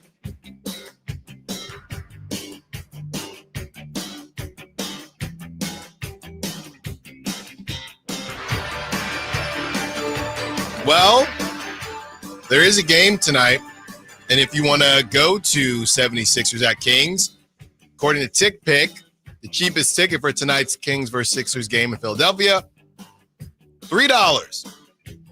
$3. If you want to be We do not care. If you want to be a part of that action. Speaking of action, Chris Biederman of the Sacramento Bee just dropped an article, and he spoke with De'Aaron Fox, and some of the things De'Aaron Fox had to say. This is the kind of the classic. He's very good at, saying the right things when he wants to. Here's the quote. When asked about his trade destination, quote, "For sure. I think everybody has a preferred destination. I think everybody has a preferred destination if they're not in the place that, or if they're not going to be in the place where they are in the moment." So he's still saying, hey, I do want to be in Sacramento, but if it's time, send me to the Riverwalk. I want to kick it at the Riverwalk. 916-339-1140. Let's get to AC. He wants to be part of the conversation. What's up, AC? What you got for us? Hey, welcome to the best show of the day. There you go. Appreciate it, AC. So, two things that bug me about this. Mm-hmm. One, why does a road trip to the media capital of the world have to always generate league gossip? Mm-hmm. And number two, this is one of the reasons fans hate what agents do. They stir up the pot with discord. Is this the worst timing ever? The Kings are like on a roll right now. Mm-hmm. And the trade deadline, these trades are so complicated now. There's no way, someone mentioned on another station, there's no way that a trade could get done in 8 days or something. Mm-hmm. What do you think? Yeah, thanks for the call, AC. And now, right, if a trade doesn't get done, I don't know. I don't feel like it will. I think the goal, if you're the Kings, if you do, and again, I keep saying, if you do want to hold on to De'Aaron, the way to go about this, obviously they've been fielding calls, and Kyle and I, we were kind of on this from when something first dropped yesterday. But unless you get a Godfather offer, right? If you think it's salvageable, it doesn't really matter what Rich Paul says. If they want to say with their chest and actually request a trade, which Risset and De'Aaron, they continue to say we have not done. If you're the Kings, I do think you can still salvage this. And if you don't salvage it, you can still get something back for De'Aaron. So I don't really, unless somebody is, now we're on the other side of it, right? For so long, we've talked about overpaying when it comes to Cam Johnson and Kyle Kuzma and dudes like that. Now we have a situation where it's, can you get somebody to overpay for De'Aaron Fox in the hopes of making a playoff push? That's why the Spurs thing, even though that's his preferred destination, getting De'Aaron Fox right now doesn't accelerate their situation immediately. So if you're the Kings, it's okay, let's go ahead and wait it out. Since De'Aaron keeps saying he not requesting a trade, let's wait it out. Doesn't really matter. De'Aaron's got more to lose for not getting traded before the deadline than the Kings, I think, right? So you get past the deadline, you go into the next season, or you go into the offseason, and you say, hey, number one, I should say, maybe you go on a run in the playoffs. Who knows, right?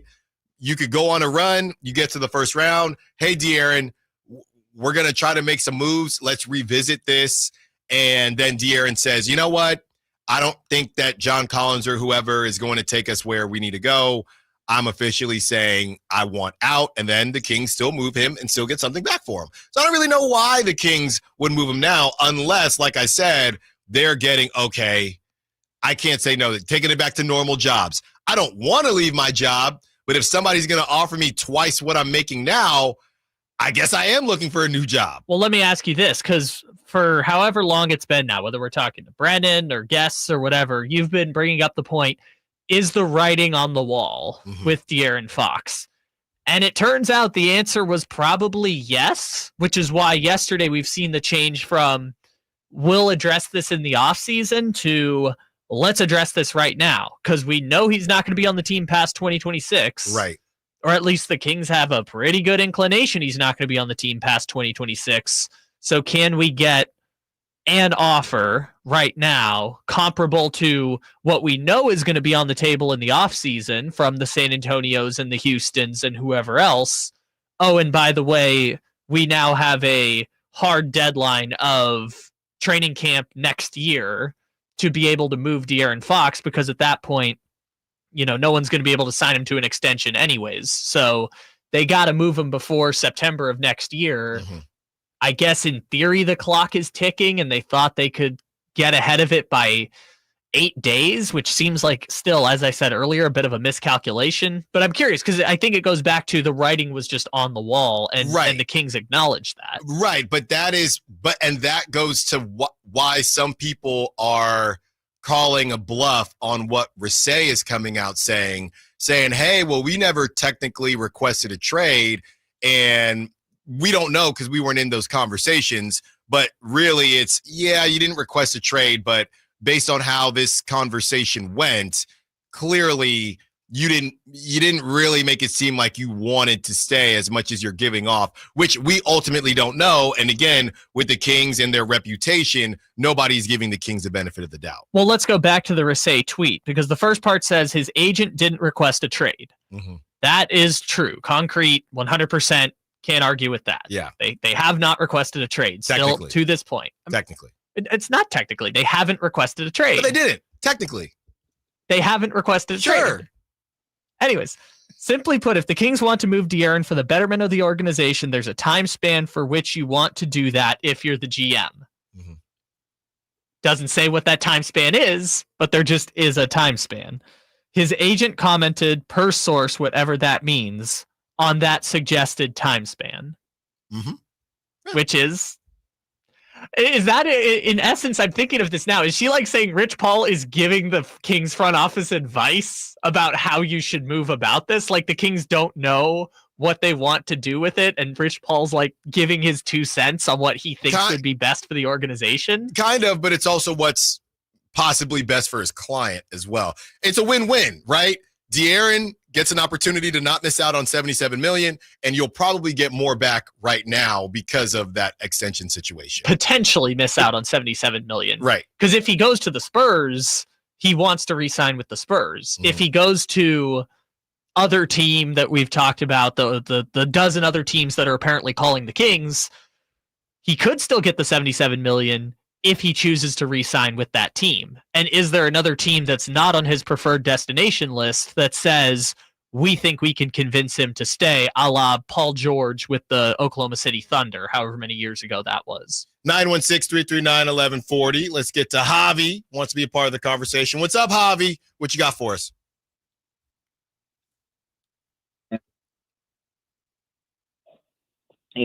Talked yesterday on the radio here, just the afternoon show, and I don't have any preconceived notion of anything less than this is what complacent and malpractice looks like. This is the Kings organization's fault. They failed De'Aaron Fox, and they say, well, Javier, look at the roster that they inherited in 2020, 2021 compared to now, and how different the roster is, the starting roster. I say, good, that's their job. The roster isn't the issue with the front five. It's the fact that they have no depth. Mm-hmm. And De'Aaron Fox watches all these teams like, yo, McNair, you get paid millions of dollars to change the roster. When your max player, the star of the franchise, is saying, yo, I'm asking now for 2 going on 3 years. Give me some help on the wing, on the bench. Give me a backup center so Domas doesn't have to run his knees and legs into the ground figuratively. And the Kings want to say, well, Domas at his basketball camp last summer said, hey, we got the DeRozan deal done? Yes. Mm-hmm. Thanks for the call, Javi. Yeah, it is a better roster, right, than a couple years ago. But just because it's better doesn't – if you had a D, right, and you bring it up to a C+ in social studies or whatever it is, yeah, it's better. But you ain't getting into Stanford, right? So it is a better roster. I would say the roster probably went from a D to a B, right? Maybe more like a B- because of that bench, which means it's better, but it's still not good enough to compete. I think that De'Aaron has to take some responsibility, just as every player does, right? We'll go back to that weird situation with the Jaden Ivey foul and Mike Brown having to call it out, and the fact that they lost some teams that they had no business losing to. we have to bring that up too. But a D to a B is good, but a B is not an A. And if De'Aaron wants an A roster, he's going to say what he wants to try to get that. All right, Brandon and Tim, we see ya. Also, we will finally stop teasing these Keith Smith figures about De'Aaron Fox in the contract and why it's not just in the team's best interest to trade De'Aaron now. It could be in De'Aaron's best interest. Allen Stiles, Sacktown Sports.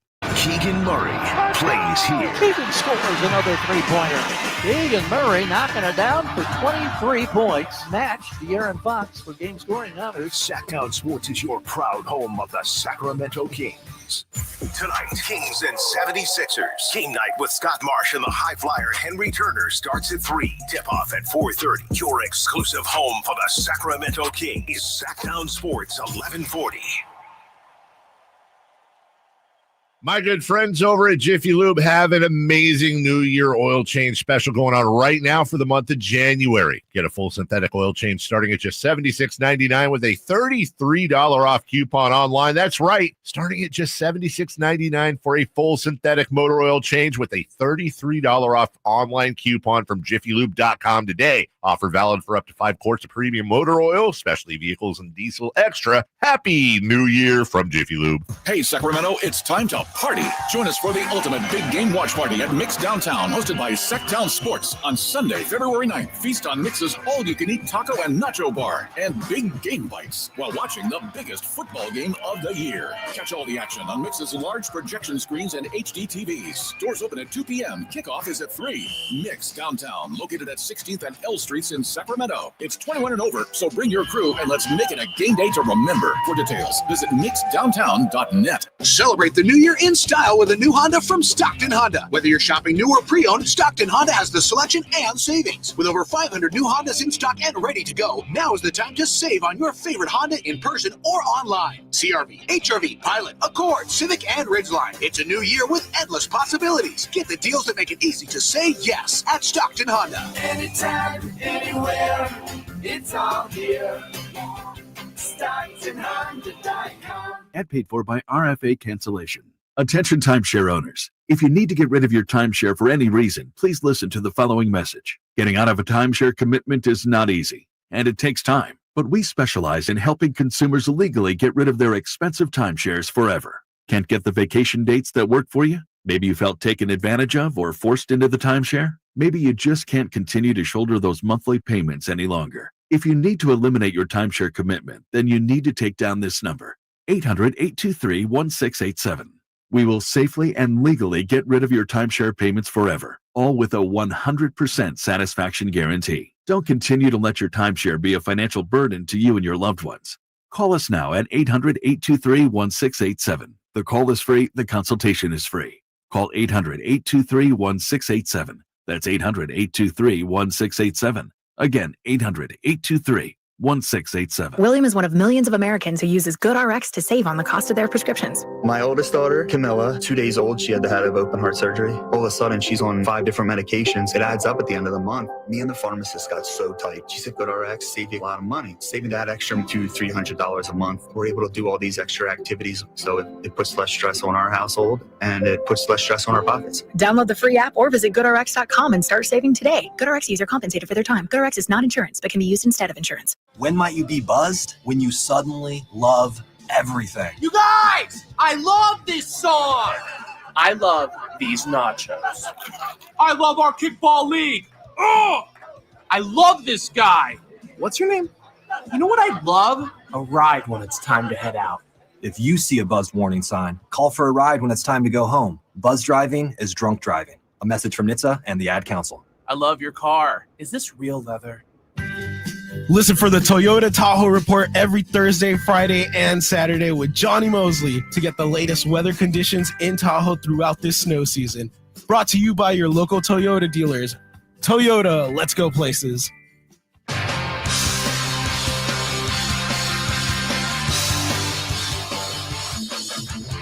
Your flagship station for the Beam Team, Sacktown Sports.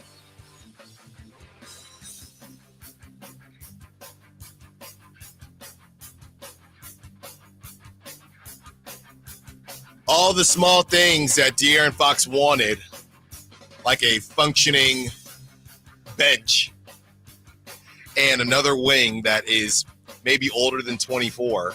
And then in a blink, he was gone. There you go. Nicely done, Kyle.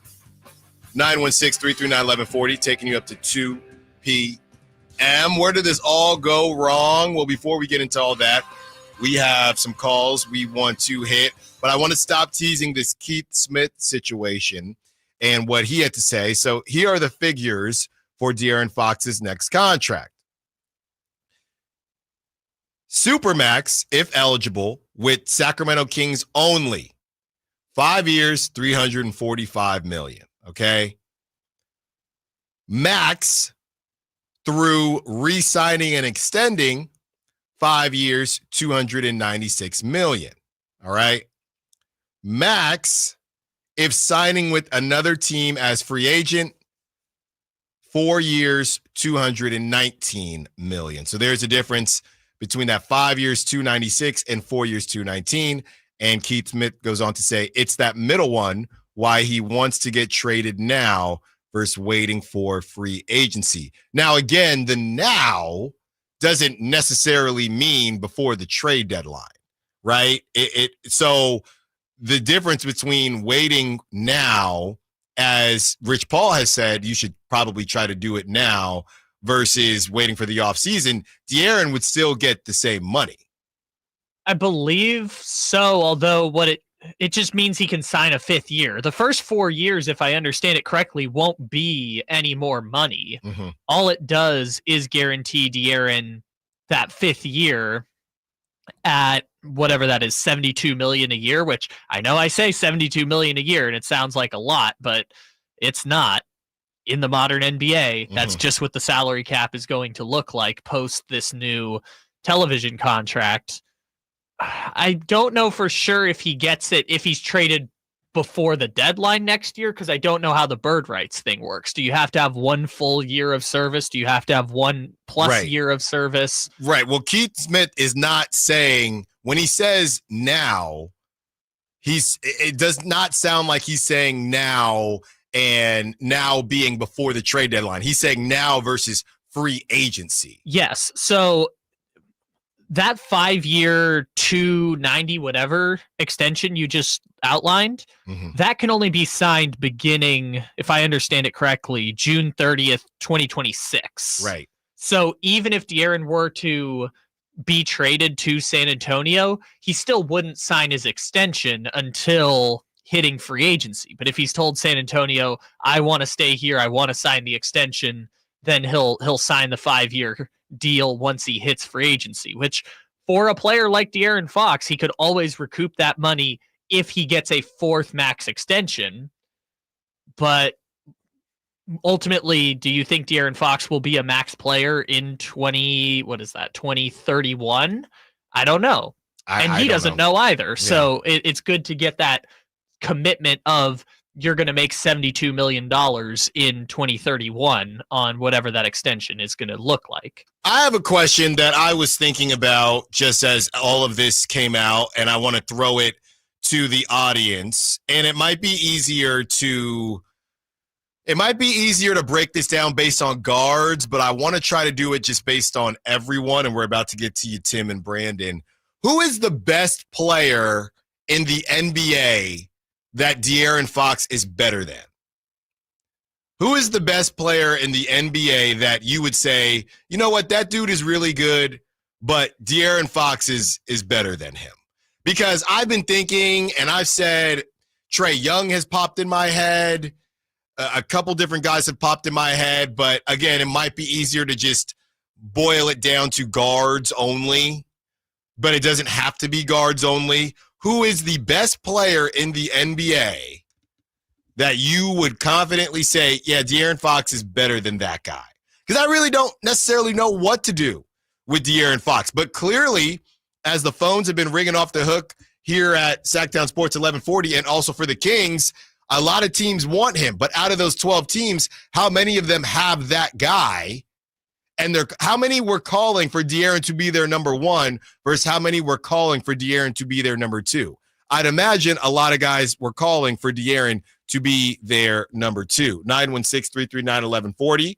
Let's get to Tim. Wants to be part of the conversation. What's up, Tim? What you got for us? Hey, I'm a little bit miffed, but it's not because De'Aaron Fox is in the trade rumors are probably going to get traded. Mm-hmm. I'm a little off because everybody's trying to think what Rissay meant in her tweet. Mm-hmm. You know, I don't like how Kings fans react to this kind of stuff. Mm-hmm. It's players, not even, I don't know. I've been a season ticket holder since 85.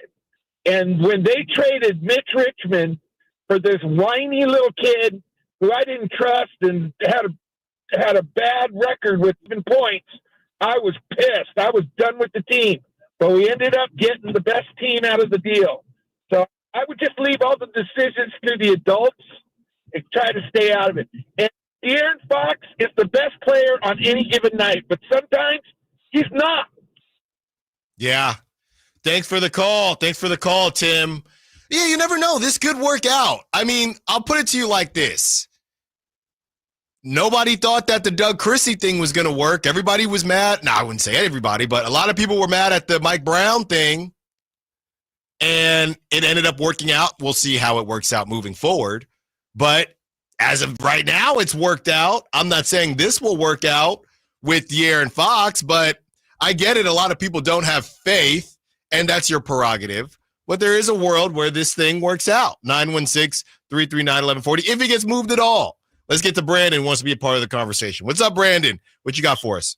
Hey, what's going on? Great show today, guys. Thank you. Hypothetically speaking, we do trade Fox. With the small sample size that we've seen without him, we got a couple good wins.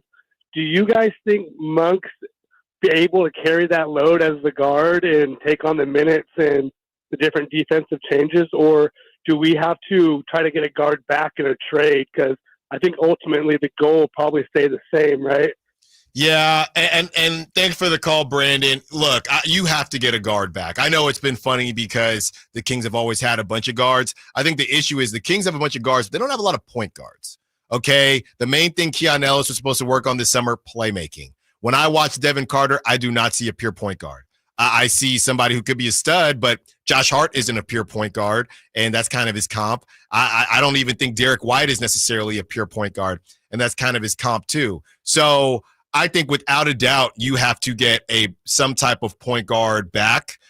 I think that obviously Malik Monk would be your main point guard, but I would like to see a backup. Maybe Keon Ellis can develop into it, but Colby Jones ain't a pure point guard. Mason Jones ain't a pure point guard. You got to bring somebody else in. I would also say that the one thing we've noticed with the time as far as the games where De'Aaron has missed, I know it was the Warriors game and the Celtics game, and they played really well. Small sample size, but they got it done.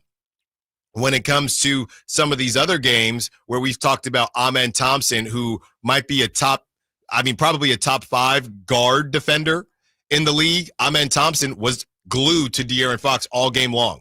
How does that Rockets game go if he's guarding Malik Monk or DeMar DeRozan? How does that game go? What happens then if Malik gets shut down? The Warriors, even though they were missing Kuminga and Draymond, dudes like that, the Warriors, if you have Andrew Wiggins on DeMar DeRozan or Malik Monk all game, how does that game go? So I think that it's easy to sit here and say, well, Malik, and I think the decoy thing is probably a little overblown, but at the same time, you're not dealing with Malik is not getting the best defender every night. DeMar DeRozan most of the time is not getting the best defender every night. You move on from De'Aaron Fox, and it's Stephon Castle or Reed Shepherd, whoever you bring in. All eyes are going to be on Malik Monk. So that's just the reality of it. Okay, Evan Sidery of Forbes Spurs. Yeah, he's joining us again. He's got some updates for you as far as the De'Aaron Fox situation. How does he view this whole thing going down? And is he taking a side, or does he just have some information on the other side? Allen Stiles, Sacktown Sports. Tonight, Kings and 76ers. Game night with Scott Marsh and the high flyer Henry Turner starts at 3. Tip-off at 4:30. Your exclusive home for the Sacramento Kings. Sacktown Sports 1140. Right now at Wendy's, get 2 of these fave items for just $7. The spicier classic chicken sandwich, Dave's single, or 10-piece nugs. It's an incredible deal, but an insanely difficult choice. Do you go double chicky sando, both spicy and classic, 1 beefy and 1 chicky? Or maybe you go all in on one and go Nug Max. 2 faves for just $7? Gotta be Wendy's. At participating Wendy's for a limited time only. Select a request 2 for $7 deal to redeem. Not valid in a combo or with saucy nugs. Single item at regular price. Prices may be higher in Alaska and Hawaii. Lowe's knows how to help you save time and money, no matter the job. That's why we can deliver supplies to your job site as soon as same day, so you have more time to get the job done. Because when you need it fast, we've got you covered. Lowe's knows pros. Valid on eligible in-stock orders and select zip codes placed by 2 p.m. for same-day delivery by 8 p.m. Subject to driver availability. Fees vary based on purchase. More terms apply. See Lowe's.com/same-day delivery for details. What's up? We're talking to Chad Hoblet of Hoblet Dodge, Chrysler, Jeep, Ram, and Woodland. Chad, what's going on for the Start Something New sales event? Right now, you can lease a new 2024 Jeep Grand Cherokee 4x8 plug-in for as low as $319 a month for 42 months with $39.95 due at signing. Plus, with 56 MPGE, you'll save thousands at the pump. And in one of America's favorite SUVs. Exactly. And that's not it. Not only do we have great deals on new Jeeps, but the Hoblet Family Dealers is growing with a huge selection of used cars at the Hoblet Certified Pre-Owned Supercenter with over 200 used vehicles available and 40 under $20,000. Get the new Jeep your family needs. It's waiting at HobletDodge.com. Unbeatable prices, unbeatable selection. Nobody beats Hoblet, period. Lease a $319 for 42 months before tax and license. Must be California resident for rebates, including $7,500 SFS hybrid electric federal tax credit and $2,500 West SFS lease cash. Must finance through Stellantis. $39.95 due at signing. 10,000 miles per year. 30 cents per mile over. Tax and license extra. 5 of this net savings. Sample MSRP 62,225 VIN 681180. See dealer for details. Lowe's knows how to help make your Super Bowl 59 party a touchdown. Let us help you prep your home to host with top brands like Charbroil, Blackstone, and LG, so you can be the MVP of game day. Plus, use the Lowe's app to find what you need for a seamless shopping run.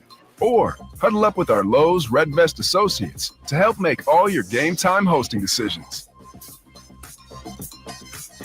Why choose a Sleep Number smart bed? Can I make my side softer? Can I make my side firmer? Can we sleep cooler? Sleep Number does that. Cools up to 8 times faster and lets you choose your ideal comfort on either side. Your Sleep Number setting.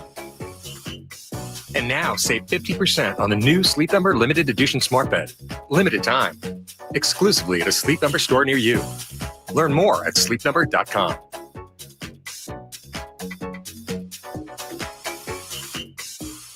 Why choose a Sleep Number smart bed? Can I make my side softer? Can I make my side firmer? Can we sleep cooler? Sleep Number does that. Cools up to 8 times faster and lets you choose your ideal comfort on either side. Your Sleep Number setting. And now save 50% on the new Sleep Number limited edition smart bed. Limited time. Exclusively at a Sleep Number store near you. Learn more at sleepnumber.com.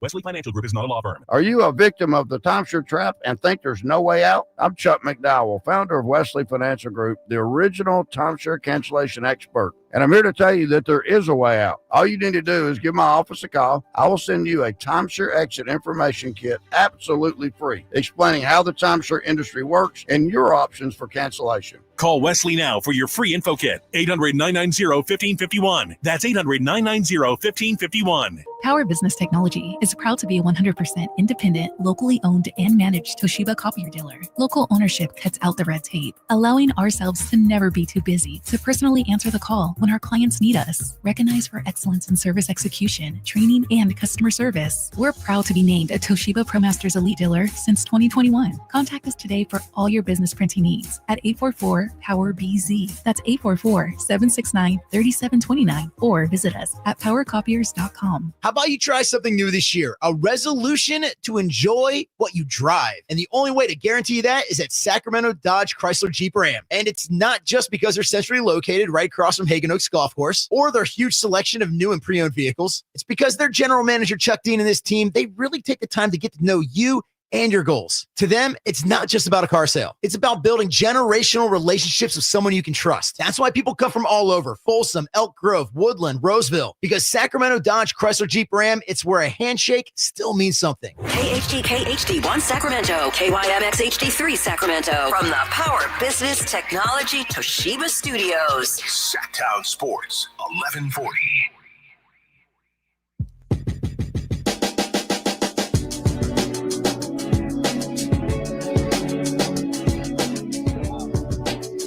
Your home for Kings basketball for over 25 seasons. Sacktown Sports. Every time I go on social media, I just have no clue what some people are attempting to say. What are you, and you don't have to pick a side, but 1 second you're talking about the De'Aaron side of it. The other second you're talking about the front office side of it. Sometimes it's just, I understand you want to report, you want to break stuff, but can we just see what happens? Because I don't even think some of these people even know what the takes are and whose side they're even on. Evan Sidery doesn't take sides. He just reports on what he's hearing of Forbes Sports. Evan, twice in 2 weeks? Thanks for joining us, man. Yeah, Alan, thanks again. Anytime. And I wasn't expecting this kind of news to drop, but it certainly changes the whole dynamic as far as the Kings and the NBA. So let's start here, Evan. Do you just very simple? We'll keep it simple for you to start. Do you actually think that Fox could get moved before the trade deadline? I mean, this is a franchise-altering move, and you got 8 days to pull it off? I mean, that doesn't seem like a lot of time, but I know crazier things have happened. Yeah, I would have said no up until about this morning when I called around asking some agents and some people within the NBA, getting some buzz around the league, so to say, about what the read is on the situation. And with everyone's pretty surprised, like, why would De'Aaron Fox ask for a trade amidst probably their best stretch they've had at basketball in the last year or so? Like, they've been fantastic under interim head coach Doug Christie. I think it's surprising to a lot of people around the league, but I think it just kind of goes to show. I think De'Aaron Fox might be doing the Kings a favor here instead of waiting until the summer when he's going to decline an extension anyways. Why not just let it be known behind the scenes with Rich Paul, hey, I'm not going to sign a long-term deal here. Go ahead and find that deal for me while you can to get maximum value.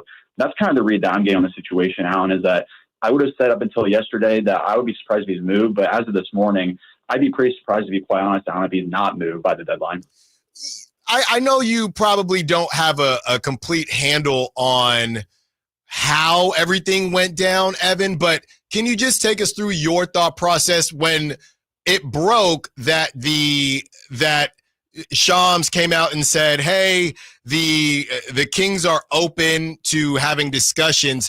Was that weird to you? And, there's a lot of infighting out here in Sacramento about how that news got out, and a lot of people are blaming the front office, but I'm trying to wrap my head around why the front office would release something like that. And I don't think that makes very much sense. I mean, you want to move in silence, no?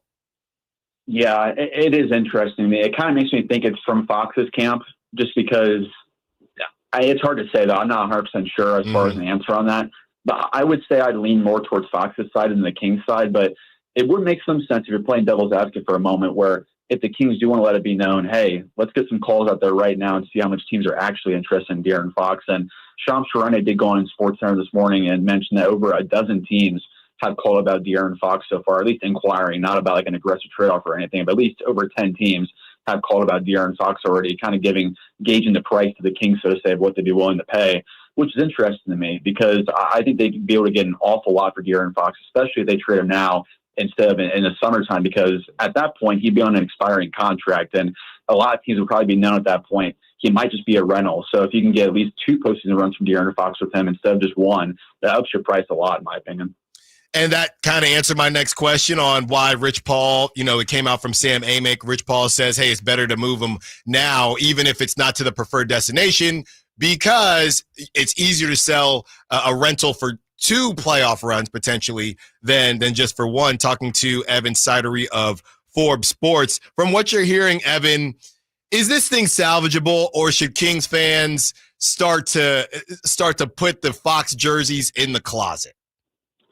I hate to say this because I was A month ago, I was on the radio mentioning De'Aaron Fox with Whitey Gleason, and we were talking about the same scenario when this reports first started coming out, talking about De'Aaron Fox. And I said back then, I don't see any way they move him, but it's kind of coming out of left field, Alan, as far as this development late in the process, where I think Fox's camp has just said, hey, we decided we're going to move on here. Go ahead and get that trade in while you can. And I do think that that's going to happen. I'd be pretty surprised if it doesn't happen at this point. There's a lot of momentum towards that deal happening. I think he wants San Antonio. I think San Antonio, Allen, is willing to pay that price too. It's going to be a lot. It's going to be multiple first-round picks, maybe a young guy or two. But I think the Spurs know that a guy, De'Aaron Fox, who wants to go play in a small market like San Antonio with Victor Wembanyama, that does not come along very often for a small market team to be prioritized like that. So it might not cost them a Stephon Castle or Devin Vassell, but it's probably going to cost them a couple first-round picks. But luckily with them, they are loaded with future draft capital because of the Hawks trade with DeJounte Murray. They have 2 future unprotected first-round picks from the Hawks still coming. They have a couple unprotected picks still coming from the Timberwolves too from that draft night trade. So they are set up really well to help the Kings here if they want to do a draft pick late in trade. I think that's probably what the Spurs are going to try to do here. Talking to Evan Sidery of Forbes Sports. Evan, we were having some fun just joking about the Rich Paul Grim Reaper scenario when you have a superstar or a star in a small market. But do you see this as the normal Rich Paul playbook, or is this something different because of maybe missed opportunities with the Kings and how everything went down with De'Aaron wanting to stay and essentially giving the Kings a choice? Hey, either, sell some of your future pieces to get us help or send me packing. Are you putting this in the normal clutch playbook, or are you putting it in a different category? I hate to play both sides there on, but I think it's a little bit of both. I think just because we saw this exact same strategy play out with Rich Paul and Anthony Davis when he first wanted out of the New Orleans Pelicans way back when, around the deadline about 6-7 years ago, he wanted out. He requested the Lakers. And pretty quickly, he got his way eventually in that scenario. And I think that's the same scenario we're seeing unfold here, where he wants a preferred destination. De'Aaron Fox does. He wants the Spurs. I think eventually he will end up there. It just depends on the price the Spurs want to pay. But I do think here still, I think the front office of the Kings does deserve a lot of blame for this, because De'Aaron Fox is a great player. I think he should have been surrounded by more defense-first kind of players. I think this roster has been really flawed as far as building it around Sabonis and Fox. Keegan Murray's a great wing defender. He's above average, I would say, in that category. Keon Ellis has really developed the last couple of years, Alan, but who else did they really hit on as far as draft picks, as far as young players over the years? And the one guy they recently did was Tyrese Halliburton. They traded him for Sabonis. That was a win-win trade, of course, for the Kings and the Pacers. But I think Monty McNair and the Kings front office have not done a great job of surrounding De'Aaron Fox and Domantas Sabonis with the pieces they needed as offense-first players. And you're kind of seeing that on the court. They've been a really inconsistent team the last couple of years, and now they're paying the price for it. Talking to Evan Sidery of Forbes Sports. Evan, is there a team besides the Spurs, Rockets, or Heat that you're hearing might get in the mix? I mean, we know 12 teams called, but, Shams didn't get into the 12 teams.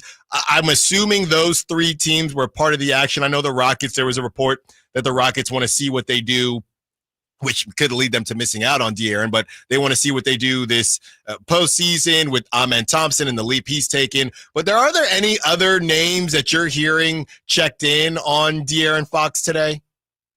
Yeah, actually, I can report one here, and I heard this late last night.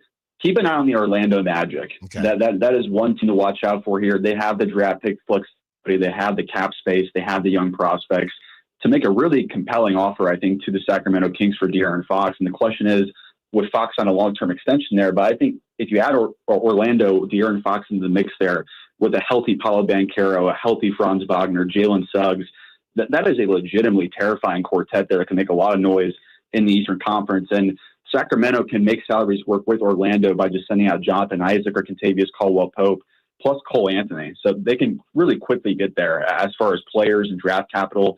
They probably have to overwhelm the Kings with a lot of picks to make that work over a team like the Spurs, for example. But Orlando is definitely a team to watch out for as far as the other teams you mentioned. Orlando is definitely in that mix.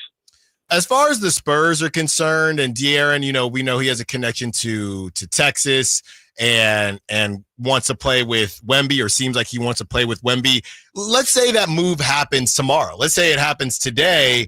The Spurs are going to power through. Maybe they get into a play-in situation. Maybe they get really hot and lose in the first round of the playoffs. Is that off-season, just looking at their cap situation, is that just, hey, we have 2 stars, and all we have to do now is market these 2 stars, one being Victor Wembanyama, and now it's just a cap space conversation.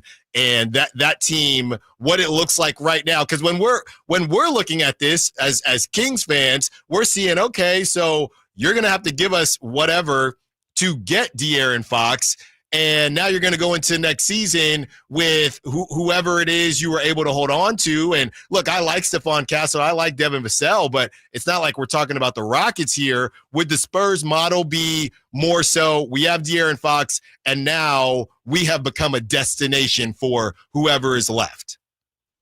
Yes, I think what's going to be really interesting here, Alan, is that the Spurs are not going to want to give up a guy like Devin Vassell or Stephon Castle, and it's going to be a real negotiation here. I think they'd probably definitely rather give up a Keldon Johnson, for example. They're a young athletic wing. He's averaging 12 points per game, making $19 million a year. They have Zach Collins' contract. He'd be an okay backup center with the Kings. Harrison Barnes can't come back here because he was just with the Kings last season, so that wouldn't work, but maybe he's potentially traded into a third team. I'd be pretty surprised, Alan, if the Spurs are willingly going to give up a guy like Vassell or Castle in a deal, maybe even a Jeremy Sohan, for example. It might end up being, let's say, a Keldon Johnson plus a Zach Collins and 3 or 4 first-round picks is what might their offer end up being. That doesn't sound really appealing if you're a Kings fan out there listening to that. Probably No, not much at all. it does not at all. I can tell you that much.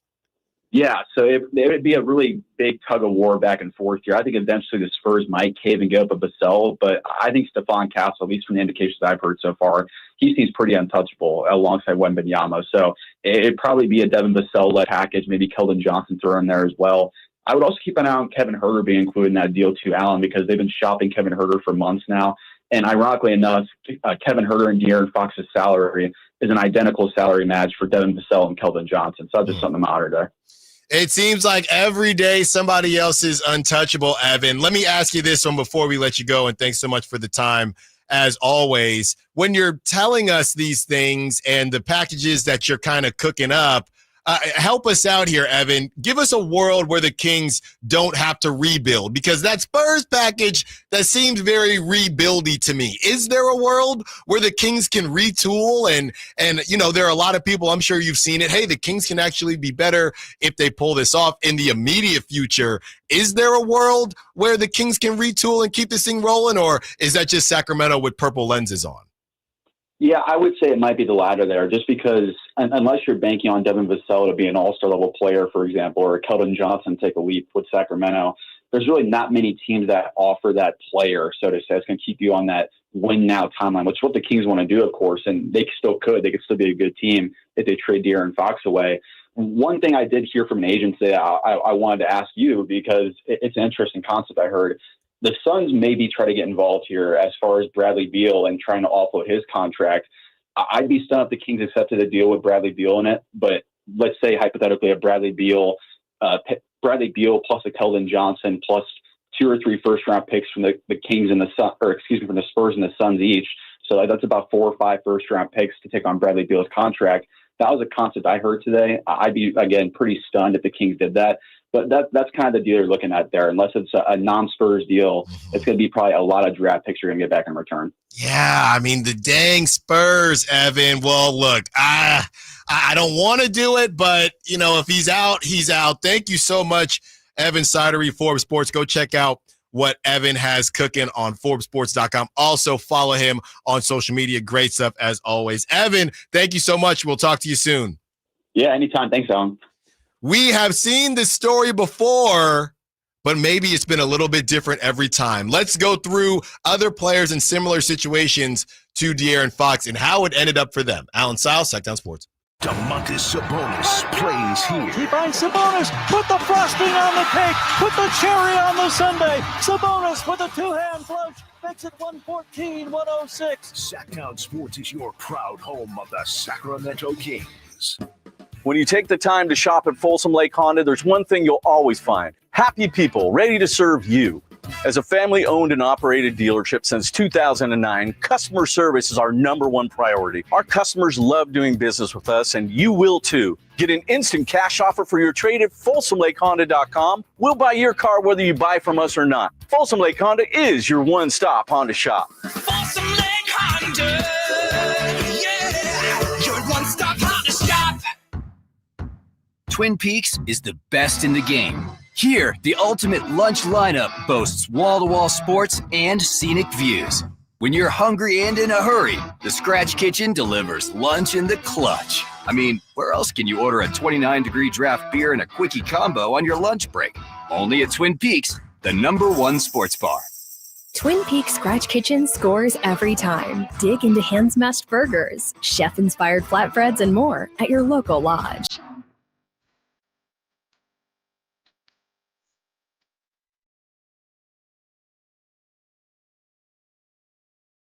Your flagship station for the Beam Team, Sacktown Sports.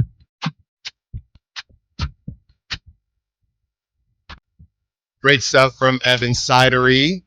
You can check that out on the Sacktown Sports app. That'll be up in a GIF.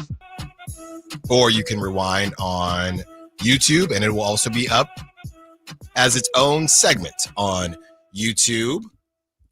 Yeah, I mean, it kind of confirmed what we already thought as far as the Spurs stuff. There's no retooling, and that's the tough thing about De'Aaron choosing the Spurs. I just don't see a retool situation with the San Antonio Spurs, and neither does Evan.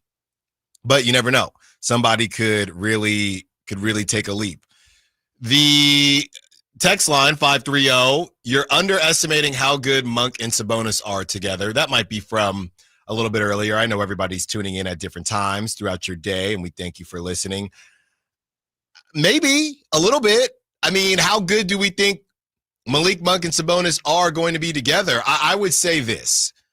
We've only seen Malik Monk as a number 2, right?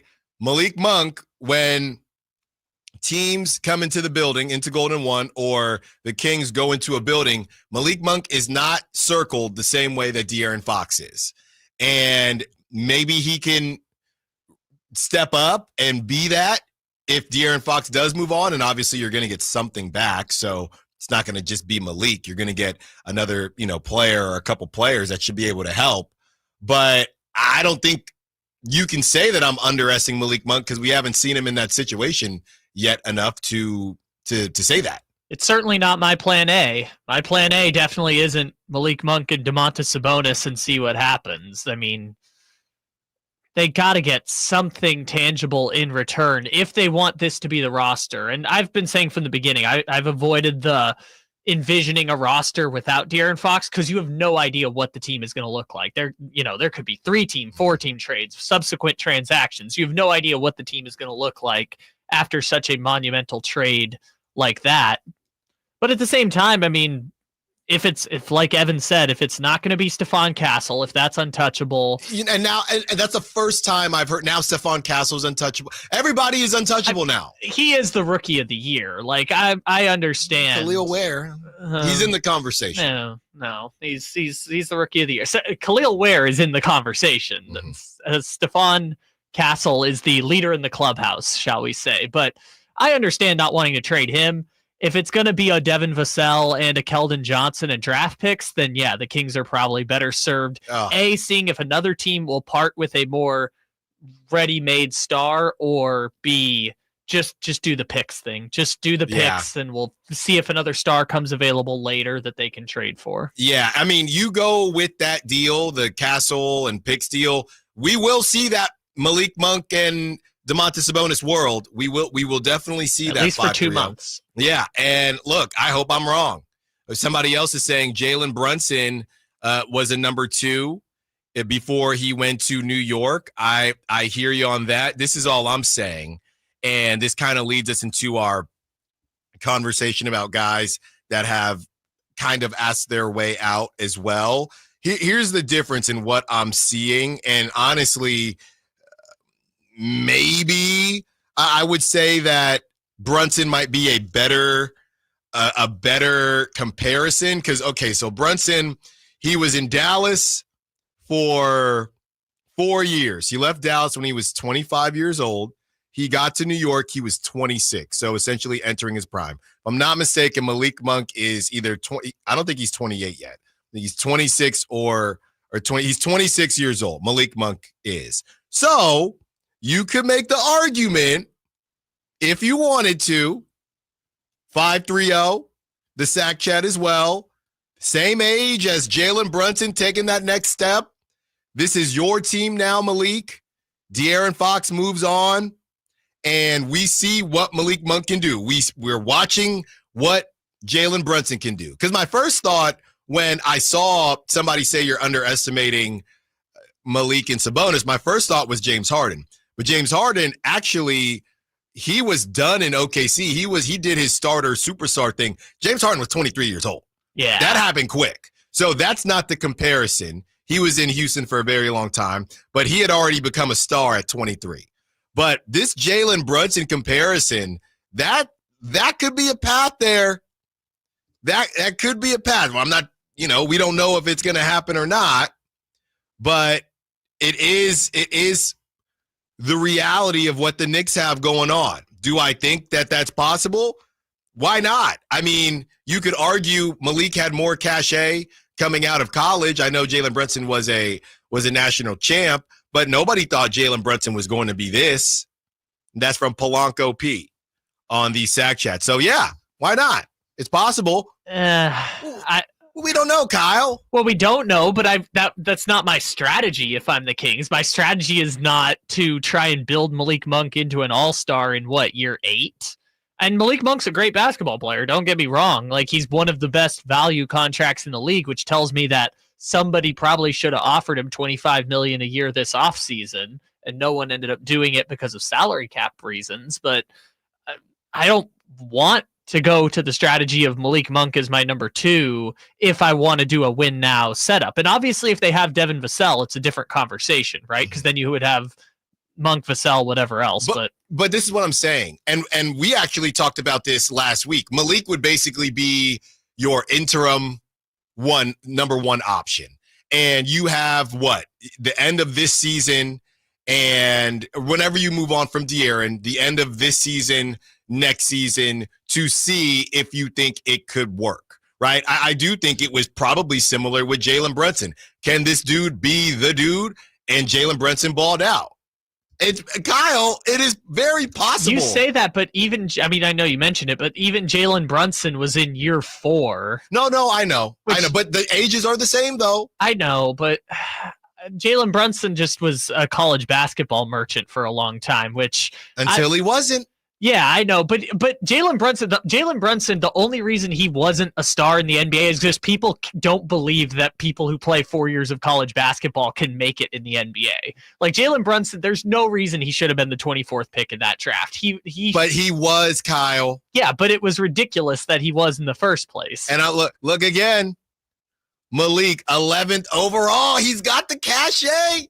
He's got it. 916-339-1140. Does Chris got it from Orangevale? What's up, Chris? What you got for us? What's up, guys? I'm actually piggyback off of what you were just talking about Malik. Obviously we know he's not Fox, right? He doesn't have the speed. To me, the offense does run smoother. The pick and roll, the DHOs, they run a lot smoother to me when Monk is, working out with Sabonis. Now, he doesn't have Fox's speed, right? Unfortunately, I think, Fox, that's going to catch up to him eventually, right? That speed. But the thing is, right, this year, I think Fox's average, 25, 5 rebounds and 6 assists. I checked earlier, I think it was yesterday, that in the games, it's a small sample size, mind you, but the games, it's been 8 games that Monk has played without Fox. He's averaging 18, 5 assists and 3.5 rebounds. And you think about adding in, like you said, if you add in somebody like Vassell, that can fill in that extra 7 points and 3 rebounds per game, right? I mean, I think there's a way to work around this. I don't think if we move on from Fox, as long as we get a ready now guard that can help out, I think that we can still make way. I wish Fox all the best, right? But at the end of the day, as you said, man, I think the writing was on the wall. I called back a while ago and told you guys I felt the same way. It was during that stretch when we were struggling, man, and I think it just happened. It just, the way it worked, man, he was just ready to go. So we got to get what we got to get for him. I think we can keep the ship, afloat as long as we get something back. So Thanks for the call, Chris. Yeah, and I'm looking here now. And now y'all have me. And look, De'Aaron is not even gone yet. But now y'all have me wanting to believe, okay? And Kyle is not on this train at all. But you know what? Dang it. We're going to try to get Kyle on the ship as well. So this is what I'm looking at here. Malik Monk, basically 18 a game, 17.9 a game, okay? He's only shooting 33% from three. Kind of a down year for Malik. He normally shoots 35. 14.4 field goal attempts per game. 14.4 at 17.9 points. De'Aaron, 25.2 points per game on 19.8 field goal attempts, and he is shooting 32% from three. So if De'Aaron goes, Malik gets 5 more shots a game, nearly 6 more shots a game. He's at 17.9. Don't make me a believer. Don't make me a believer. Kyle says we got a break. He's not a believer. Come on, we got to make Kyle a believer. Look, I'm not even a believer that De'Aaron's fully gone yet until we get the breaking news banner and he is officially off to San Antonio. I don't believe it. I will say this, though. Maybe there is a world where Malik could be that guy. Maybe. I don't know. I believe in it. Do I want to see it? I'd like to see Malik with a lot of help. But you get Malik what we've been asking for. You can have a couple good runs. I like an interim number 1. We got an interim coach. How about an interim number 1 too? Let's have some fun with it. Allen Stiles, Sacktown Sports. Tonight, Kings and 76ers. Game night with Scott Marsh and the high flyer Henry Turner starts at 3. Tip-off at 4:30. Your exclusive home for the Sacramento Kings is Sacktown Sports 1140.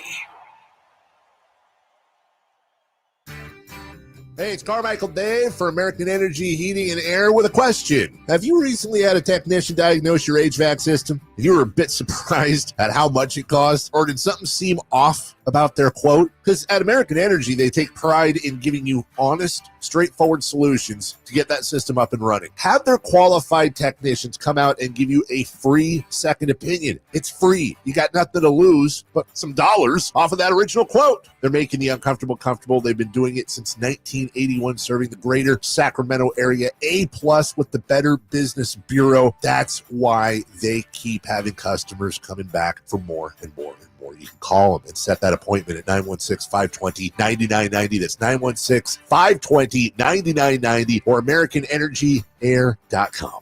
Call 916-520-9990 now. Advanced Infusion Center, where we prioritize your comfort and well-being. Whether you're managing a chronic condition or seeking specialized IV therapy, our state-of-the-art center offers tailored solutions to meet your needs. Advanced Infusion Center's dedicated healthcare professionals are here to ensure your safety and provide personalized care. Conveniently located in Sacramento and Yuba City with flexible scheduling options. Experience a new standard in infusion therapy. Visit Advanced Infusion Center today at advancedinfusion.com. Celebrate the new year in style with a new Honda from Stockton Honda. Whether you're shopping new or pre-owned, Stockton Honda has the selection and savings. With over 500 new Hondas in stock and ready to go, now is the time to save on your favorite Honda in person or online. CR-V, HR-V, Pilot, Accord, Civic, and Ridgeline. It's a new year with endless possibilities. Get the deals that make it easy to say yes at Stockton Honda. Anytime, anywhere, it's all here. StocktonHonda.com. Fall head over boots in love with music this Valentine's Day. Get ready for Sacramento's premier country music festival, Country in the Park, returning May 16th and 17th at Cal Expo with Bailey Zimmerman, Billy Currington, and more. Enjoy food trucks, mechanical bulls, and line dancing. Tickets start at just $52. Visit CITPFest.com. Brought to you by Hyatt Vacation Club. Don't just say, I love you. Show it with music. Buy tickets now.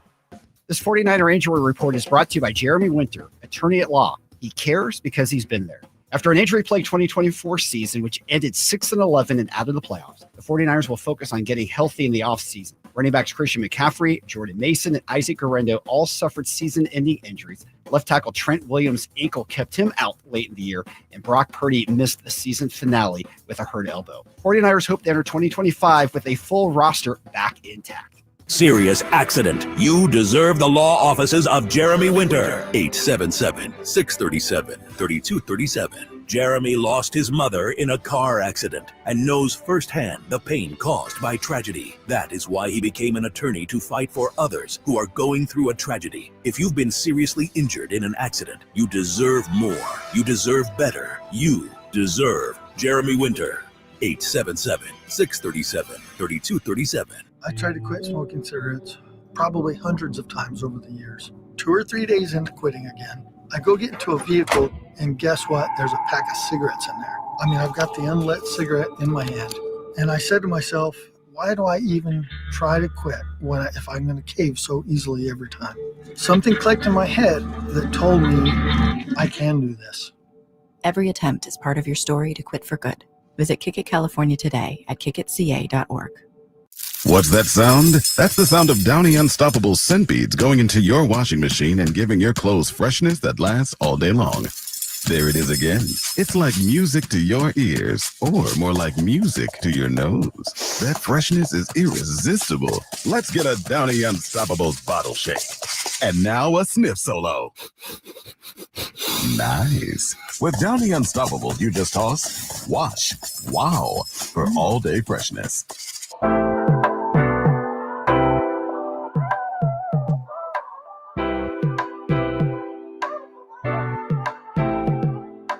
The only station in Sacramento giving you local sports coverage from 6 a.m. to 6 p.m. Monday through Friday. Sacktown Sports.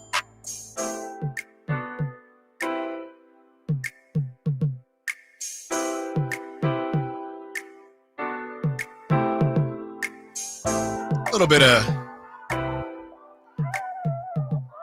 little bit of context here, or putting things back into context from the 209. Take everything out of it, whether it's a good move to trade him or not, how we got here, what we can get for him, etc. I'm just flat out bummed if he leaves. Seeing him in another jersey is going to hit harder than any other King in history, just because he's in his prime and how hard he's always rocked for Sacramento and the fans. That's from the 209. Yeah, it's and that's a big part of that. And here's the thing, 209, we don't want to have the funeral yet. We'll have the funeral if it's necessary, but he's not gone yet. And I know it's tough.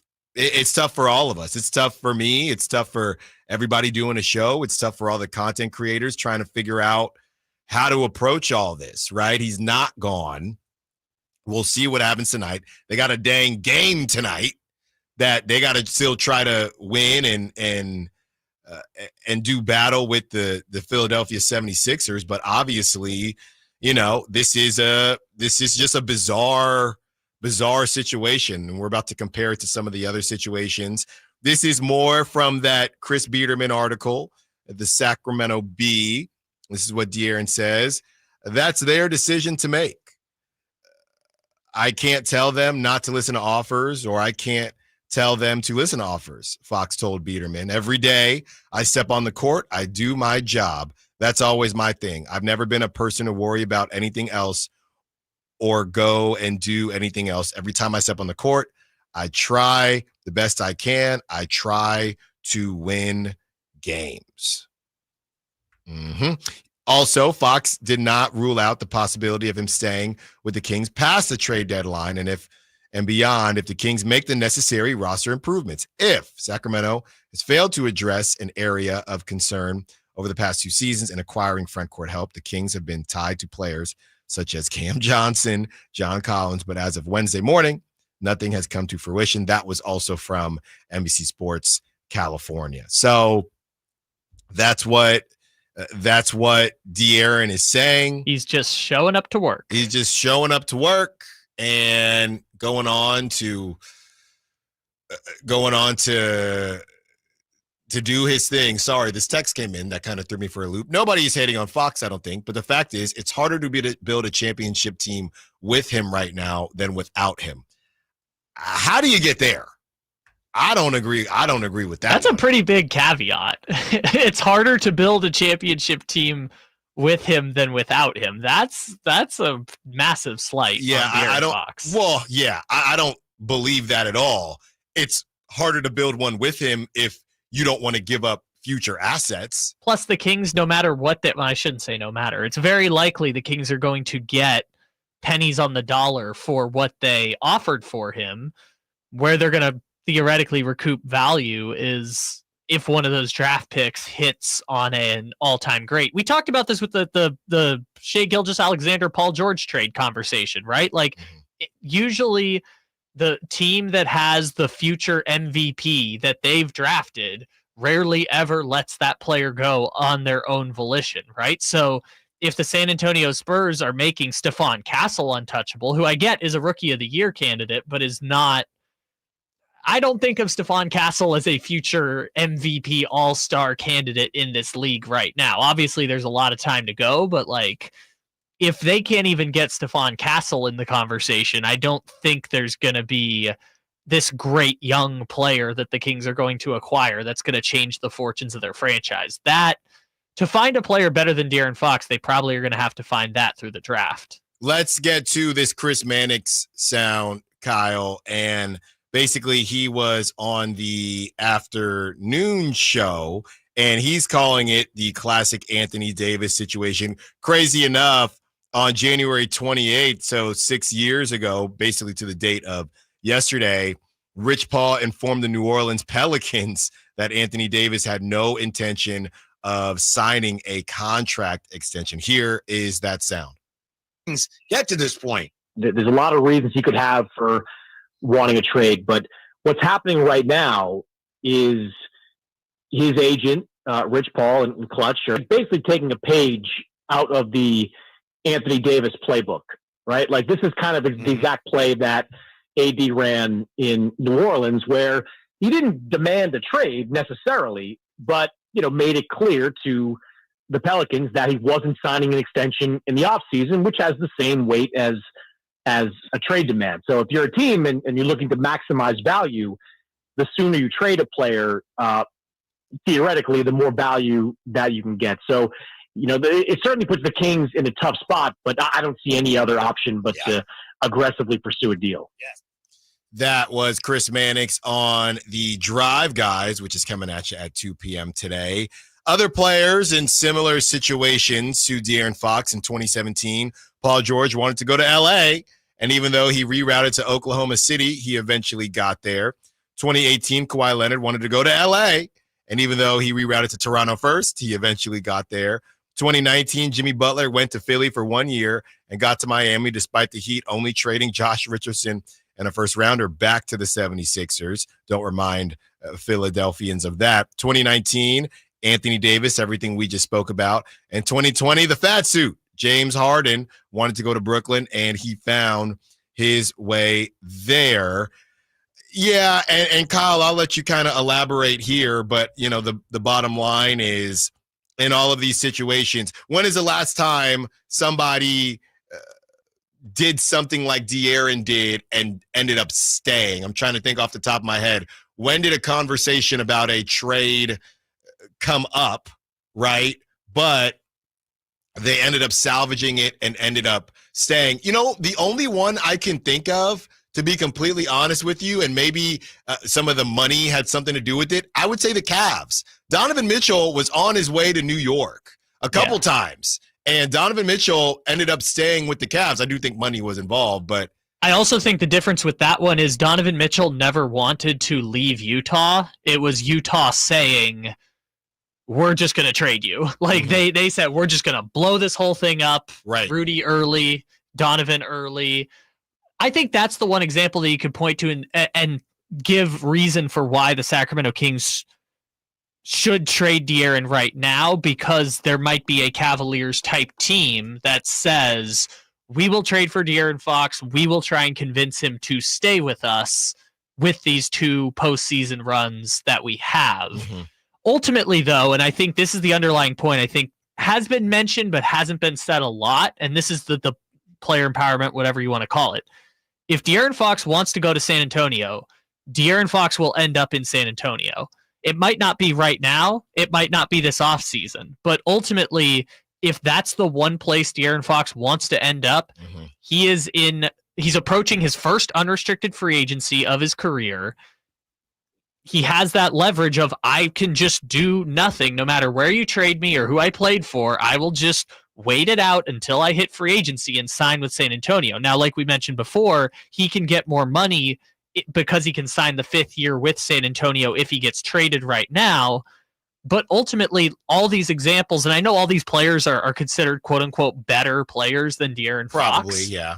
But ultimately, if De'Aaron Fox wants to end up in San Antonio, history tells you he's eventually going to get to San Antonio as long as the Spurs want him. On the other side, we get back to the phone lines, get to your texts, and we take a trip down memory lane. How in the world did we get here? What was the biggest mistake that the Kings made when it comes to this De'Aaron Fox situation? Was it drafting Davion Mitchell? We can revisit that draft. Was it after the Bean team and standing pat and resting on their laurels and running it back? Was it that? Was it drafting Devin Carter to the bitter end, deciding, you know what? That's our type, and we're not swaying from it. Let's talk about it. Allen Stiles, Sacktown Sports. Tonight, Kings and 76ers. Game night with Scott Marsh and the high flyer Henry Turner starts at 3. Tip-off at 4:30. Your exclusive home for the Sacramento Kings. Sacktown Sports, 1140. Ad paid for by RFA Cancellation. Attention timeshare owners. If you need to get rid of your timeshare for any reason, please listen to the following message. Getting out of a timeshare commitment is not easy, and it takes time. But we specialize in helping consumers legally get rid of their expensive timeshares forever. Can't get the vacation dates that work for you? Maybe you felt taken advantage of or forced into the timeshare? Maybe you just can't continue to shoulder those monthly payments any longer. If you need to eliminate your timeshare commitment, then you need to take down this number, 800-823-1687. We will safely and legally get rid of your timeshare payments forever, all with a 100% satisfaction guarantee. Don't continue to let your timeshare be a financial burden to you and your loved ones. Call us now at 800-823-1687. The call is free. The consultation is free. Call 800-823-1687. That's 800-823-1687. Again, 800-823-1687. Why choose a Sleep Number smart bed? Can I make my side softer? Can I make my side firmer? Can we sleep cooler? Sleep Number does that. Cools up to 8 times faster and lets you choose your ideal comfort on either side. Your Sleep Number setting. And now save 50% on the new Sleep Number limited edition smart bed. Limited time. Exclusively at a Sleep Number store near you. Learn more at sleepnumber.com.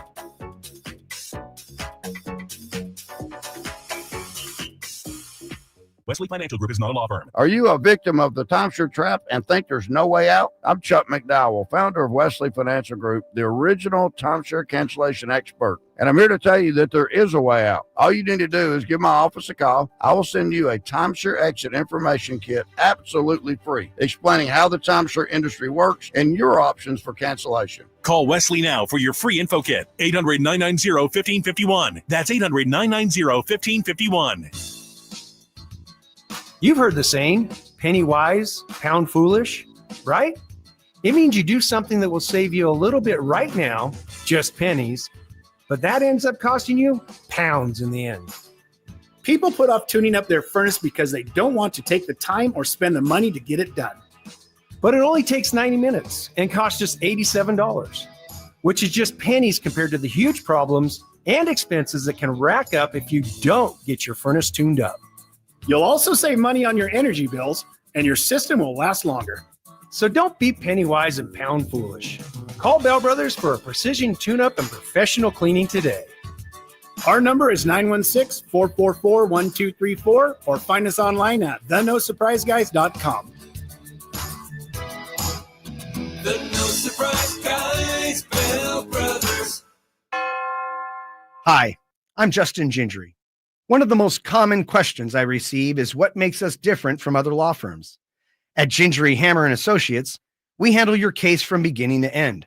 Whether your case reaches a settlement, whether we need to file suit, or even take it all the way to trial, we will be with you along the entire way.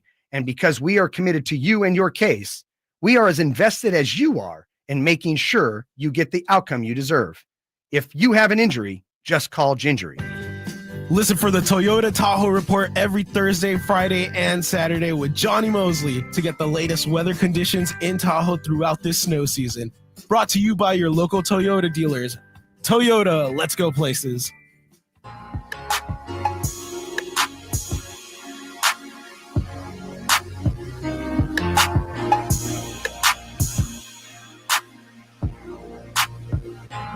your home for Kings basketball for over 25 seasons. Sacktown Sports. I've seen this a couple times. Allen Stiles, Sacktown Sports. I've seen this a couple times. I wonder, from the 916, I wonder what Monk is thinking. Monk could have probably gotten 20 mil more from another team, but decided to stay to play with his best friend. How did they not talk about Fox possibly leaving during the last offseason? Well, a couple things there, 916. I'll start here. Yeah, there were some conversations. I think Malik left some money on the table, but we don't know that for sure. Number two, and I got to be really careful how I say this, maybe best friend gets thrown around a little too easily, right? I think we all know they both went to Kentucky, but I don't know. I don't know their relationship, but maybe their friendship is a little overblown, right? I mean, I think they're boys, but we all got different tiers of boys, right? There's the boy, there's your best man, or if you got brothers, obviously that's a different tier. But there's the best man, there's the dudes that was in your wedding, they're the guys that were invited to your wedding, they're the guys that were on the cusp, right?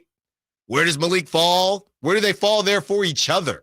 I don't know. I mean, look, you know my background with the Golden State Warriors. I think a lot of people, once the Splash Bros became a thing, just assumed that Steph and Clay were super boys or tier one boys, if you will. They really didn't have that much in common. Steph had a family.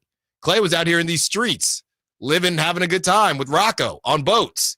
So I understand it's a different situation, but yeah, I've always kind of wondered about the assumption of the best friend thing. And yeah, I've had some conversations that maybe it's a smidge overblown, maybe a little bit. I say all that to say that on Malik's priority list of coming back to Sacramento, look, we've seen it from the Pizza Guy commercial. He did not say De'Aaron Fox in the pizza. I'm just kidding. But I don't know how high playing with De'Aaron was. Maybe it was more about I like Sacramento either way. I'm a pizza guy. Thank you, Malik. I think this part is true. He was not leaving $20 million on the table because he loved being in Sacramento so much. I think if you look back on it, the offer he thought he was going to get from Orlando or Detroit just didn't happen. It's possible. Well, but he signed so early, maybe I think the question was, I think the whole thing about signing early made everybody feel, man, Malik didn't even give it a chance, but his agent was doing that homework. They knew what the market was going to be. They knew what the game was. They knew Orlando wasn't interested because they wanted KCP, and they ultimately got KCP.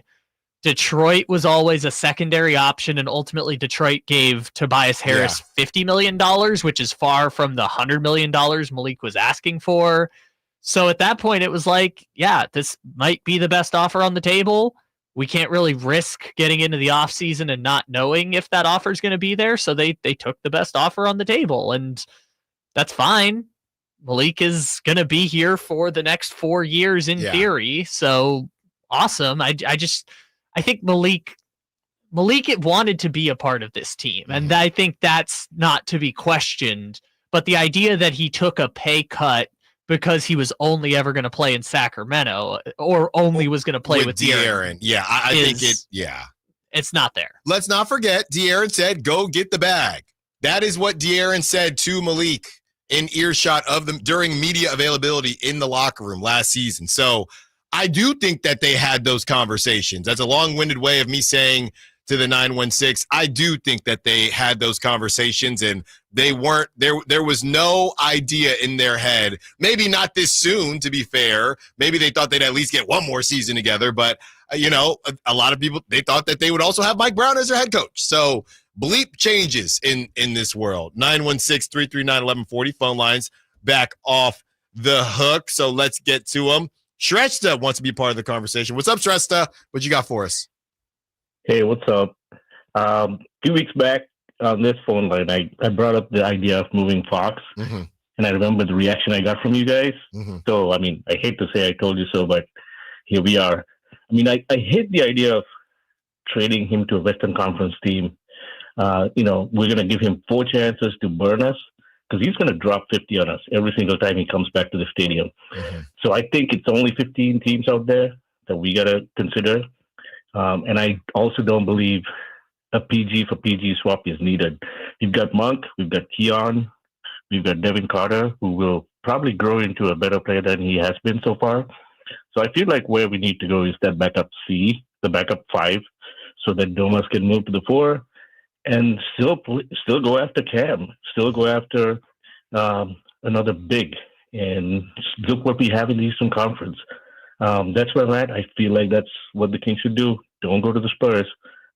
Thanks for the call, Shrestha. Well, it's a little early for the victory lap. He's not gone yet, and we'd have to pull the tape on that, but I don't doubt it, Shrestha. I really don't. Thanks for the call, as always. You do bring up a great point, is nobody is talking about, at the very least, the Western Conference tax that I think the Kings should put on the Spurs if the Spurs want to do business, and if the Kings got to see this dude, very similar to if the Niners and the Seahawks doing business, or the Raiders and the Chiefs doing business, there should be some type of tax if you're keeping him in the Western Conference, because that's right. We know it's no look.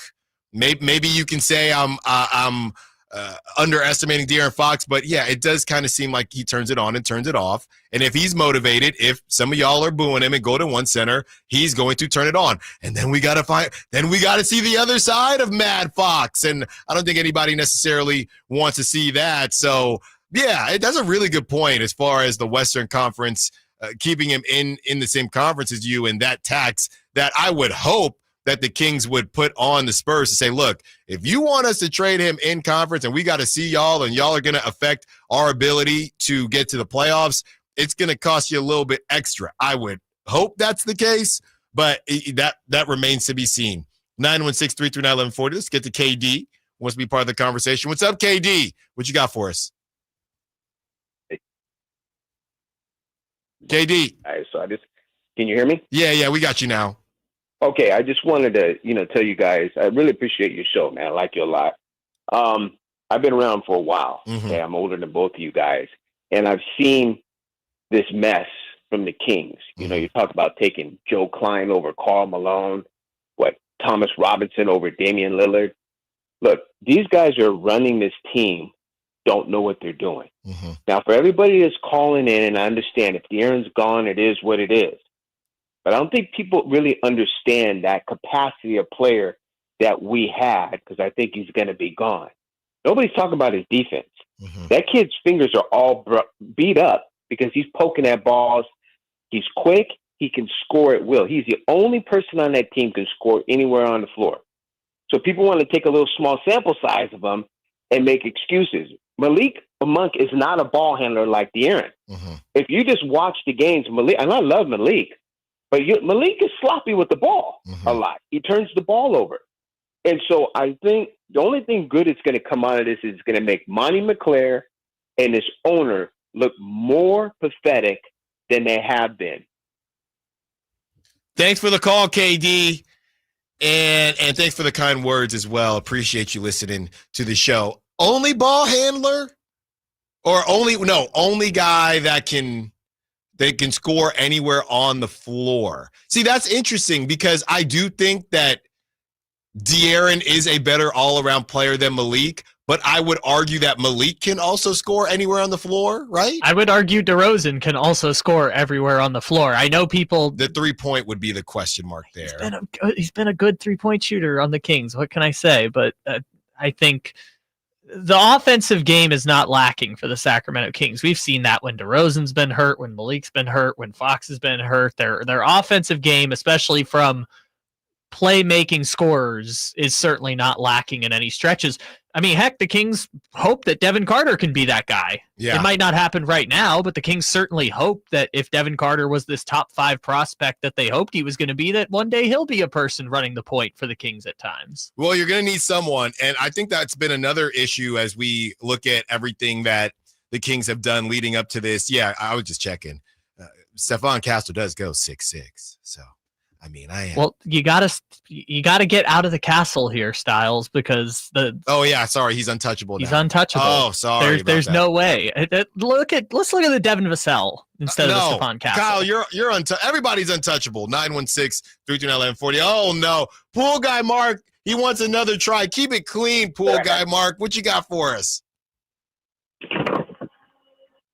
Hey, how's it going? I just don't think that backcourt of Monk and Carter and Keon's that bad. Yeah. Thanks for the call. Thanks for the call, Mark. I think we caught him in the middle of a job. I think he was. We tried to give you another chance. What I think happened right there, he had the phone. He didn't think we were picking up at any point. He had the phone on speaker and he had his scuba gear on and he was cleaning the bottom of a pool. Yeah. And he heard his name and he jumped out of the pool. So if you're just now joining us, pool guy Mark, who he was getting chased by a dog about a month ago. Pool guy Mark, he dropped the cuss word earlier on the show. Kyle had to dump it. If you were on YouTube, you probably caught it. So we talked during the show. I'm like, Kyle, do we give pool guy Mark another go? Kyle, don't mess with Kyle. Kyle says, Allen, I don't think we need to give him another go. Okay. I disagree with your assertion right there. You said don't give him another go. I'm saying that if you've had one call on the air today and you cursed, you got to be put in timeout. I'm not saying nothing against Mark. Sure.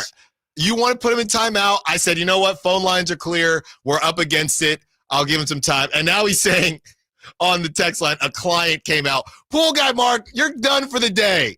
You're done. He was in the pool mid-sentence. You're done for the day. How did we get here? Not just being chased by dogs, but drafting Tyrese Halliburton, drafting Davion Mitchell, drafting Devin Carter.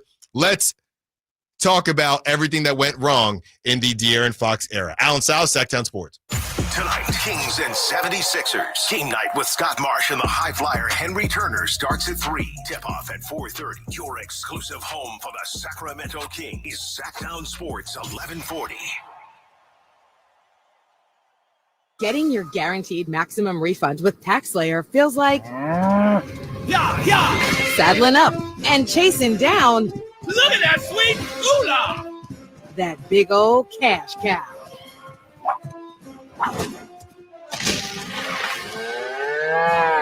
Look at all that money! File with TaxSlayer Simply Free and get your guaranteed maximum refund. Simply Free is available to a limited number of taxpayers. See taxslayer.com for eligibility. When you take the time to shop at Folsom Lake Honda, there's one thing you'll always find. Happy people ready to serve you. As a family-owned and operated dealership since 2009, customer service is our #1 priority. Our customers love doing business with us, and you will too. Get an instant cash offer for your trade at FolsomLakeHonda.com. We'll buy your car whether you buy from us or not. Folsom Lake Honda is your one-stop Honda shop. Folsom Lake Honda, yeah, your one-stop Honda shop.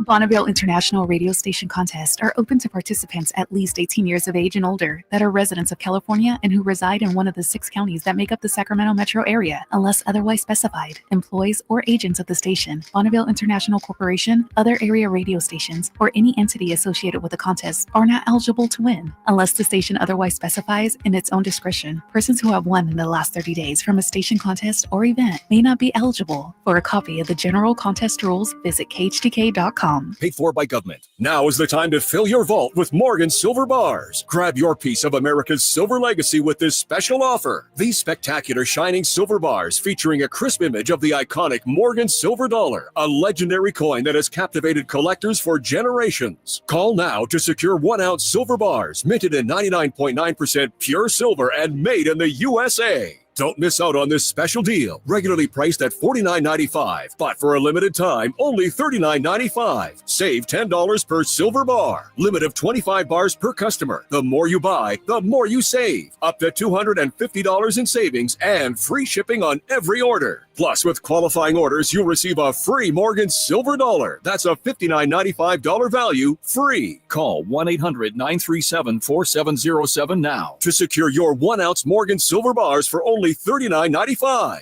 That's 1-800-937-4707. How about you try something new this year? A resolution to enjoy what you drive. And the only way to guarantee that is at Sacramento Dodge Chrysler Jeep Ram. And it's not just because they're centrally located right across from Hagen Oaks Golf Course or their huge selection of new and pre-owned vehicles. It's because their general manager, Chuck Dean, and his team, they really take the time to get to know you and your goals. To them, it's not just about a car sale. It's about building generational relationships with someone you can trust. That's why people come from all over, Folsom, Elk Grove, Woodland, Roseville, because Sacramento Dodge Chrysler Jeep Ram, it's where a handshake still means something.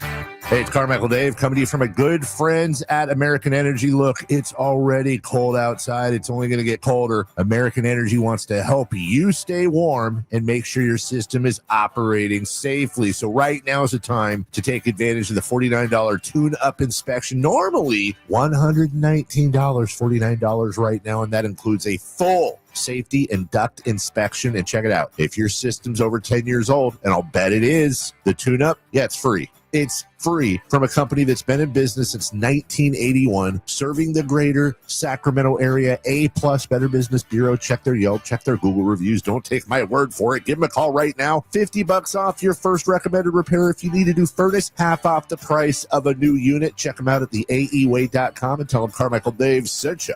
Call 916-520-9990 now. KHD 1 Sacramento, KYMX HD3 Sacramento. From the Power Business Technology Toshiba Studios, Sacktown Sports 1140.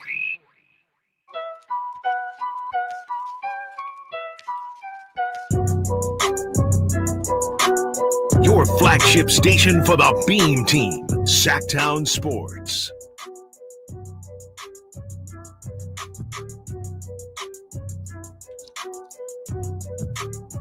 Allen Stiles, Sacktown Sports, taking you up to 2 p.m. One more hour with you. This is normally when we do our Kings, whoever they're playing, preview, Kings Sixers preview, and we will get to it, but it doesn't seem appropriate with everything that has gone on with the Kings to this note. And by the way, with an early start for the Sacramento Kings being on the East Coast, 4:30 again. And Kyle, I know I said with the predictions that, and we're gonna look up the betting line and all that jazz, prop talk.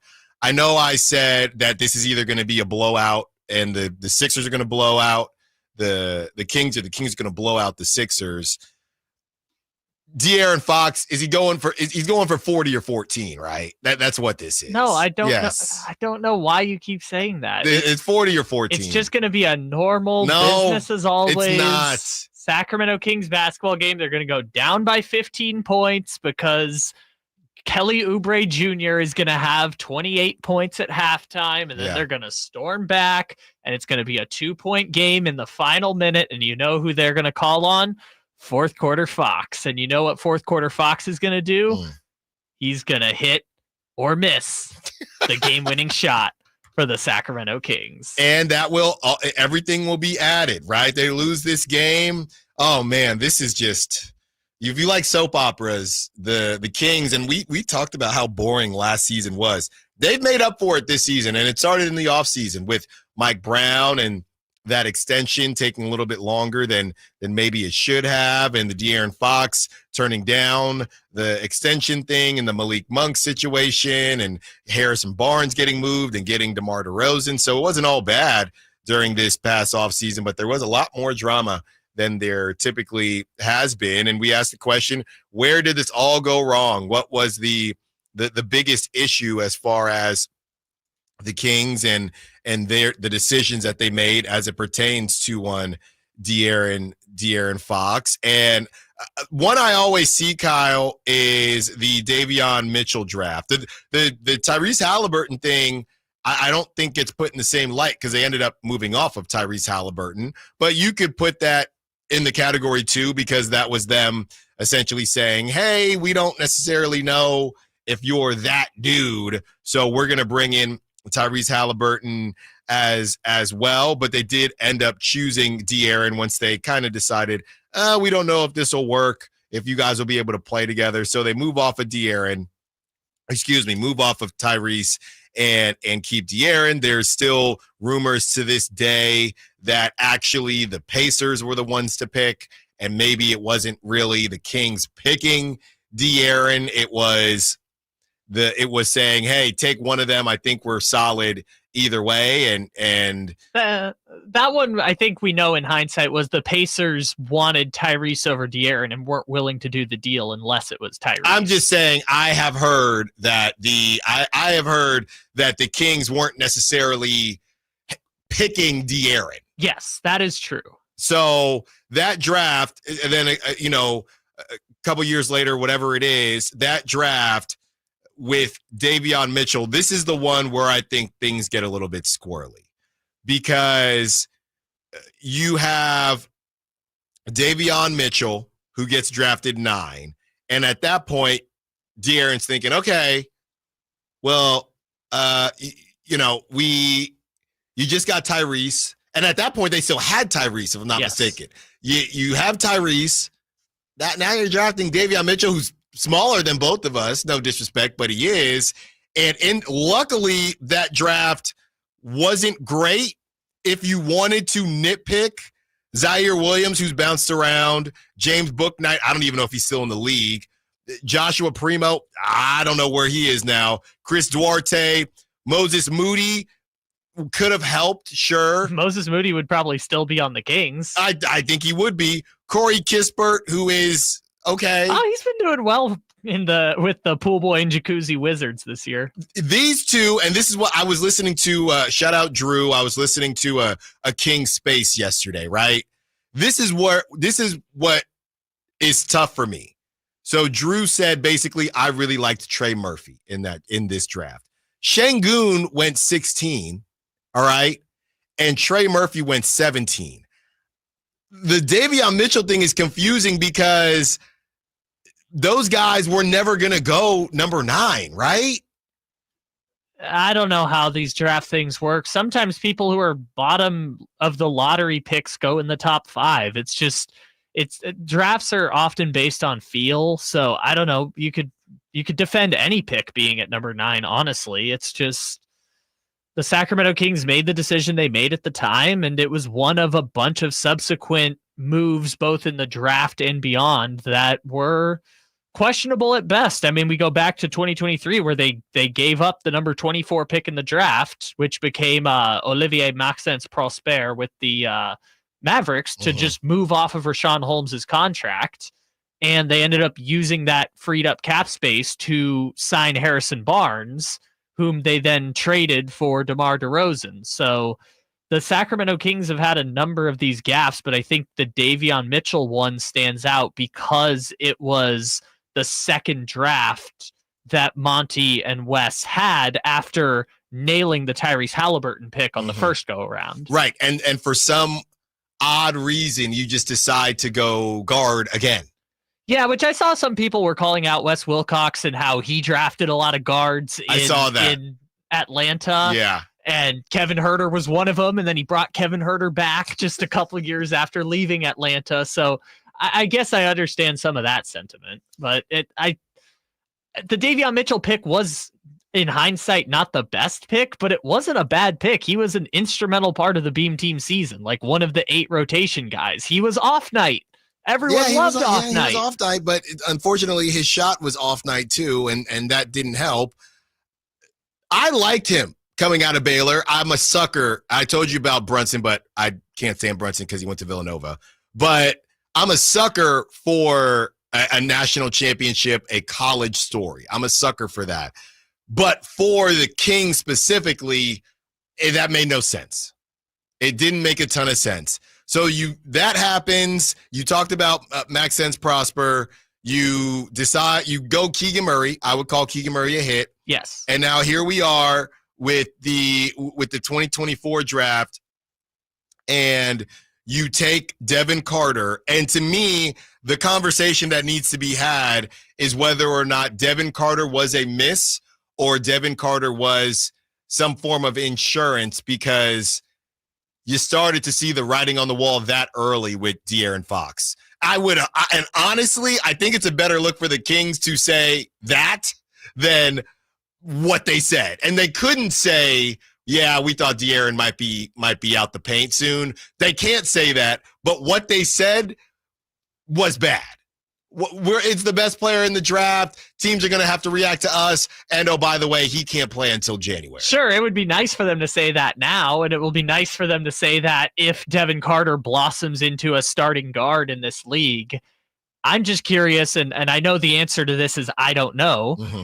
What was the thought process when they drafted Devin Carter in the first place? Like in June of 2024, what was that thinking? And obviously that can change as your plan starts to change. Like your vision for what Devin Carter fits into this rotation can change as you go along. But I'm just curious when they made the draft pick, what the thought process was behind drafting Devin Carter, not just because of the guard setup, but because of the injury. And it doesn't, but that's what I'm saying. That's why it's, as the kids say, it's giving insurance on De'Aaron. Or at least it looks like that now, which is fine if that's how it looks now. Like I said, your vision can change, but the players still be the same. I also didn't hate when they took the guard because I look at it like it picks 11 through 24 basically in the draft. You got a 50-50 shot of that player ever contributing at an NBA level. So you just take talent and get it in the door and see if you can find something out of it. It doesn't have to be about fit or anything like that. You got a 50-50 shot at hitting,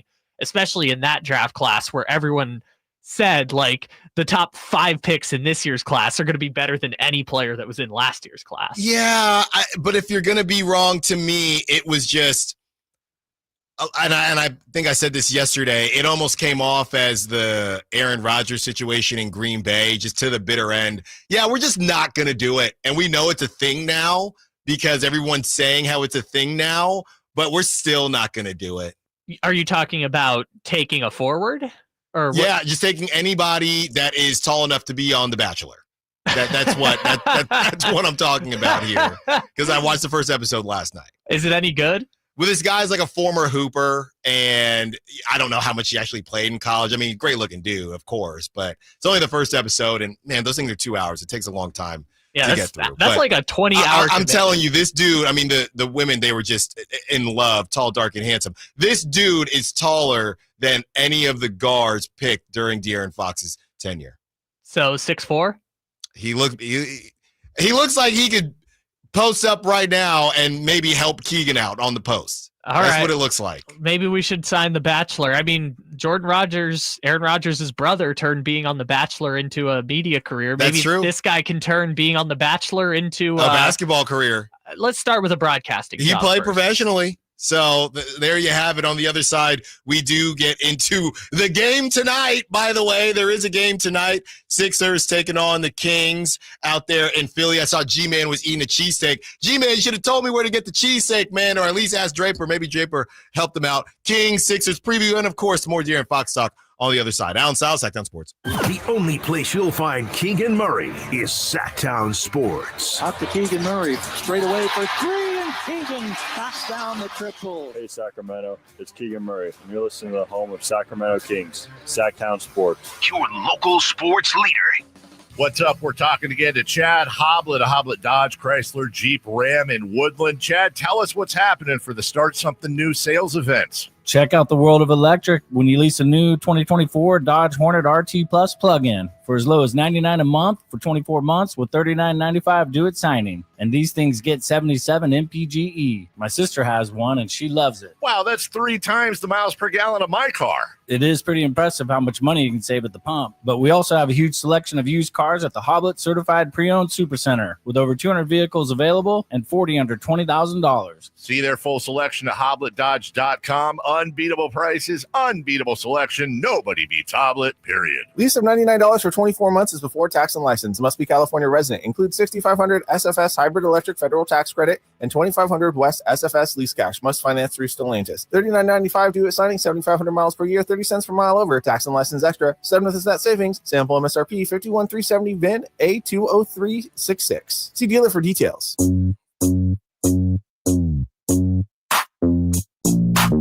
Your home for Kings basketball for over 25 seasons. Sacktown Sports.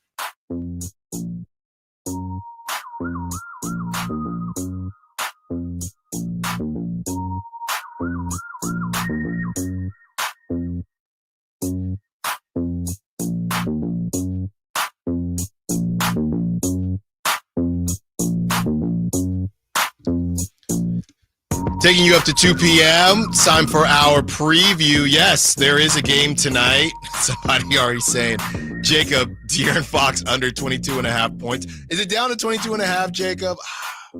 Is he going to hit twice in a row? I don't know. It's 40 or 14, I'm telling you right now. The 209 says if that's the case, then why keep him over Halliburton? Yeah, we talked about a couple things in the last segment. So, yeah, if that's as far as the deal with the Pacers, I think the Pacers had a lot of control in that deal as well. I see 22.5. 22.5? Man, oh, man. Is it time for you to pentuple down? Because he hit last time. But you refused to do it last time. I did do it. No, you didn't. I did do it. No, you didn't. I said, you know what? Let's do it. No, you did not. I'll pull the tape. You didn't. Pull the tape. You didn't make the call. Well, I don't know if I'm doubling down here. As we get into the Kings Sixers preview, the 76ers. 22nd in offensive rating, 21st in defensive rating, 23rd in net rating on a back-to-back, but they also smacked the Lakers last night, 118-104. Tyrese Maxey had 43 of them things, 43 points. Paul George still out. Joel Embiid still out. Caleb Martin questionable. Andre Drummond out. KJ Martin out.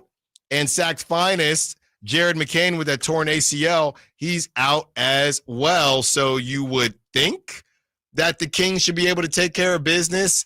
I saw somebody say from the 209, I think these rumors and drama will motivate not only Fox, but the team as a whole. And they win by double digits tonight. Hashtag light the beam. Yeah, I wouldn't sleep on the Sixers. And I've said that, time and time again, people trying to put them in the same conversation as the Nets, and I don't think that's fair at all. But that's why I keep saying this thing is going to go one of two ways. I will say the Kings just have more talent than the Sixers playing tonight. So if all else fails, drama, no drama, they're hoopers, they're professionals. I should feel good, and I do feel pretty good about the Kings, regardless of whether it's a blowout or not. With the injuries that the Sixers are dealing with, they're in a really bad situation, not having their pick and things like that. It's kind of a nightmare for the Sixers, and they're dealing with different drama because they're always dealing with drama when you have Joel Embiid. But the Kings, and I think Doug Christie is the perfect person for this situation, by the way. I do think that he is a guy that can, again, pull on things that have happened to him during his time playing in the NBA and say, hey, we got to find a way to rally together. Until something is done, then the status quo remains the same. You got to win basketball games, and you're in the heat of a Western Conference playoff race where a lot of these teams, and we'll do some pocket watching here on the other side, a lot of these teams are either on your heels or in front of you. And if you slip up and lose to a Sixers team that's missing everybody besides Tyrese Maxey, that's not good. That is not good. Yeah, you were talking about the situation the Sixers are in. And by the way, their first-round pick is top 6 protected. So if they do end up in the lottery, they've still got a puncher's chance. But otherwise, that pick is going to... The Thunder? The Thunder. Oh, yeah, the Thunder have 4 first-round picks coming at them this year. So, yeah, if you're the 76ers, you're in an interesting position because, honestly, the life cycle of the NBA was, okay, you have an MVP star player, right? Mm-hmm. So what do you do to build around them? You spend all your money, right? Free agents, re-signing players. Then you trade all your draft picks to try and go all in around that player. Think about what the Bucks did when they traded for Drew Holiday. They mortgaged their future, got Holiday for basically Eric Bledsoe, and won a championship. Mm-hmm. Philadelphia did that between the Tobias Harris trades, the Jimmy Butler trades, and everything, and the James Harden trades. Yeah. After they lost 2 years ago to the Celtics, I remember in that game 7 where Tatum had like a 51-point game, and then James Harden went on and went to China and said Daryl Morey was a liar. After that, I kind of felt like the life cycle had expired for the 76ers. And now we're in this weird, zombie era of the 76ers where they have Embiid, who's kind of past his prime now, especially physically. You've got Paul George, who's kind of past his prime, but then you have Tyrese Maxey, who's entering his prime and just got his rookie scale max extension. And now you have Jared McCain, who's a rookie, but is also contributing. It's like there's no timeline. There's no vision. They're just in this weird, like, I call it like zombie era for the 76ers of, I don't know what the direction is. I think, honestly, they're a little bit surprised Joel Embiid is still around. Yeah, and that is going to be quite the game tonight, just with everything swirling around. This is from Keith Smith, and this is just as all the news broke. Keith Smith on the report that Fox's camp will remain open to all teams.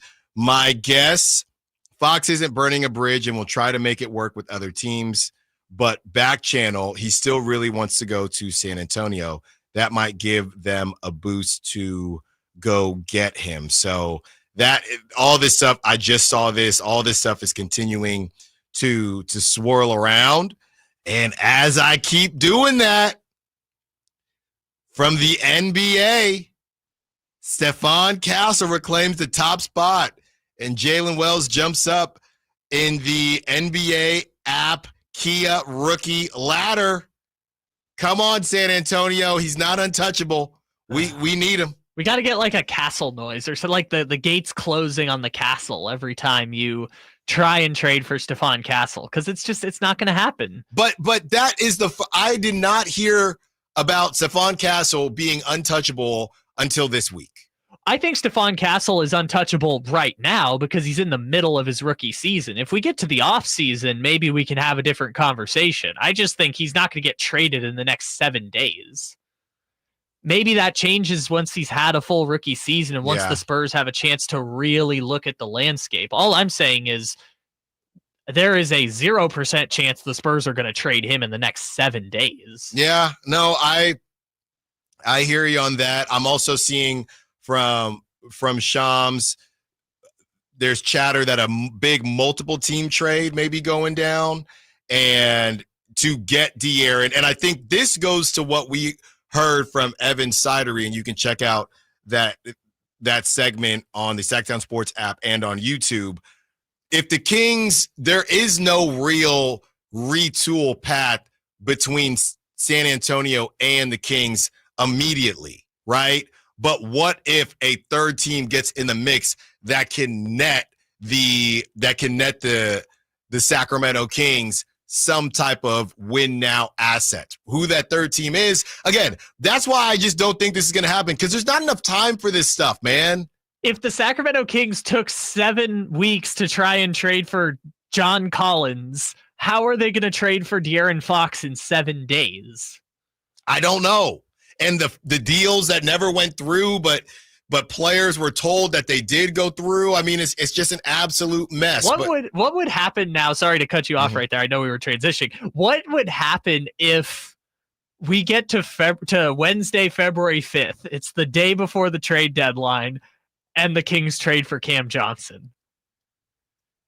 And they still have Fox? Yeah, I'm saying like they do the Cam Johnson for Kevin Huerter, Trey Lyles, and draft picks trade. Like, that would just throw everything into chaos. Well, you're basically calling De'Aaron's bluff at that point if you start winning games. If you win games, that's the only part of this, because we as we went back and forth as to why the Kings would make the move now, or why Rich Paul is saying to make the move now, you're probably going to get more back, because whoever you trade De'Aaron to, they're going to get De'Aaron for one postseason and another full season, right? But if they decide not to do that and just say, no, we can still get something back for De'Aaron if it doesn't work out, but we're going to make this trade and see what happens. Let's say they get to the second round and then De'Aaron walks, then he can no longer kind of hide behind the we want to win thing, because it was never realistic that you were going to go from a play-in team to if you get to the second round and De'Aaron still walks, that kind of looks bad on him,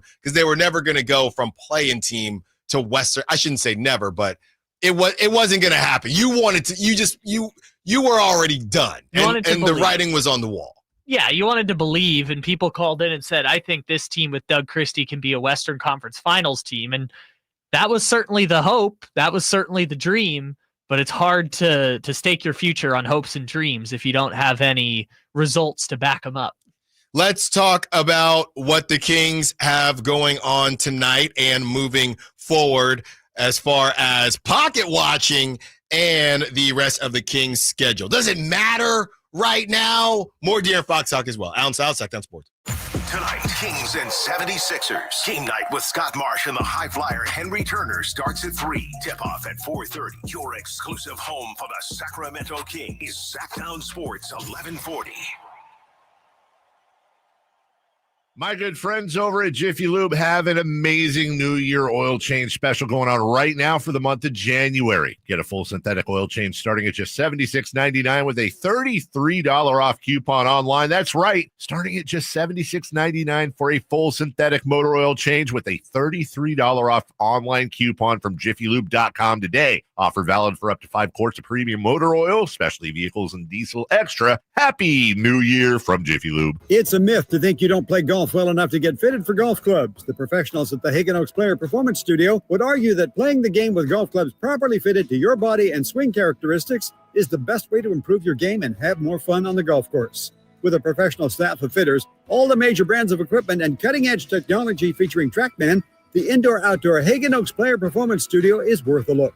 See for yourself, Fulton Avenue at the Cap City Freeway. Schedule your fitting at 916-808-2531, 808-2531. Listen for the Toyota Tahoe Report every Thursday, Friday, and Saturday with Johnny Mosley to get the latest weather conditions in Tahoe throughout this snow season. Brought to you by your local Toyota dealers. Toyota, let's go places. Happy New Grill. Whitey here reminding you that not all grills are created equal. Give your family a real treat as we did on Christmas Eve. Bring out all the flavors of the new year with the amazing Napoleon Prestige line of outdoor cookers. Napoleon grills have features other grills can't match. They're built different, built better, built to last. Complete with a lifetime warranty and premium steel that boasts absolute quality. Whitey and Napoleon Grills wish you Happy New Year. Visit Green Acres Nursery today for your best selection of Napoleon grills and accessories.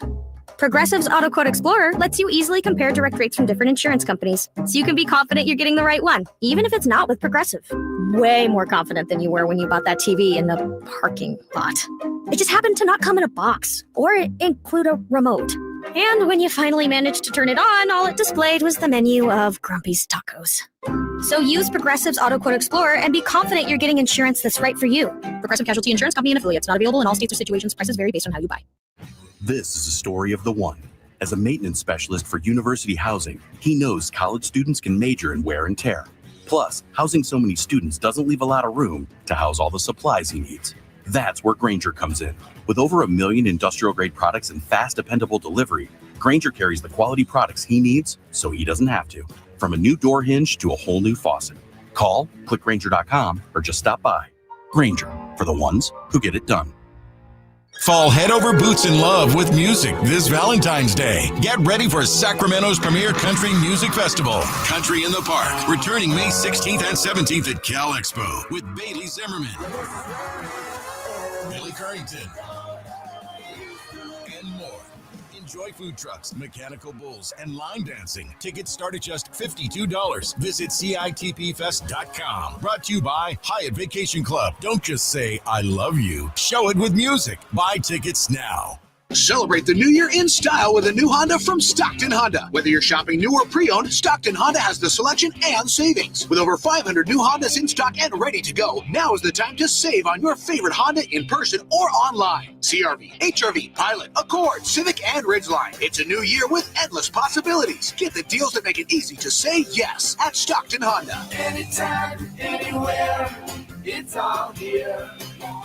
StocktonHonda.com.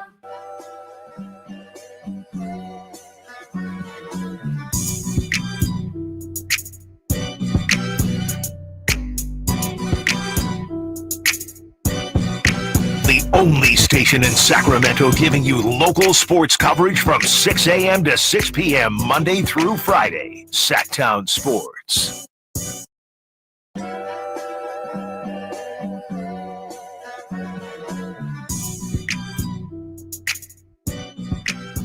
Allen Stiles, Sacktown Sports, taking you up to 2 p.m.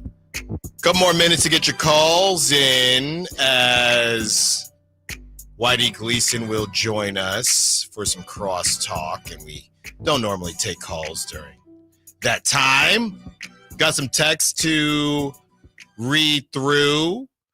People are still saying they would love to get Stephon Castle. Yeah, now, and that's, you know what, this is the best thing about life, is all about what is your reputation and what is that narrative, right? So now we've gone from Stephon Castle and the Spurs not really having enough to retool to Stephon Castle playing really well this season. On the rookie ladder, we just said he's number 1 right now on the Kia NBA rookie ladder. And all of a sudden, Stephon Castle is untouchable. That is how these organizations operate. And now if the Spurs want to play on that, they can use the leverage of Stephon Castle to not give away as much. Do they truly not want to move Stephon Castle? I don't know. But now that there is an idea that he's untouchable, he's worth more when the Kings finally do get him. So now the Spurs are thinking, yeah, we like Stephon Castle. If you believe that, or if the word on the street is that he's untouchable and we can market him to be untouchable, that's like 2 or 3 picks that we no longer have to give the Kings. It's genius. Yeah. It's genius. It's great leverage and negotiation because the Sacramento Kings are the ones that, A, have to trade De'Aaron Fox probably by September of 2025, but B, we're willing to blow this whole season up for 8 extra days of trying to negotiate with the Spurs or another team. So, yeah, Stephon Castle might be available in July. Stephon Castle might be available right now. The Spurs don't want you to know Stephon Castle is available. And if he is, well, we're just going to, maybe only give up 1 first-round pick instead of 3 first-round picks. Who knows? But I understand that the Spurs are not, again, the reason I say untouchable, the Spurs are not going to trade Stephon Castle in the next 7 days. They've got so much invested in his future. And that's really what this comes down to, right? It's just the time frame. That's the tough thing here. When are the Kings going to be able to make a move? As we said, you haven't been able to get this thing done in all this time for Cam Johnson last season, for Kyle Kuzma. Also, the John Collins thing, apparently, I guess that was the deal that almost happened, but that never happened. You ever seen that 30 for 30, the best that never was? That's every Kings trade. The trade that never was. That's what's going on right now. And, as far as De'Aaron and his decision, it's hard for me to hate on De'Aaron looking back on everything that the Kings have given him, and they probably could have given him more, right? I did see somebody yesterday say, look at the roster now, or look at the starting 5 now, and look at the starting 5 when De'Aaron, a couple years ago, and that's not wrong. But again, turning a D to a B or a D to a C plus is good, but that ain't going to get you into Stanford. Probably won't get you into Cal.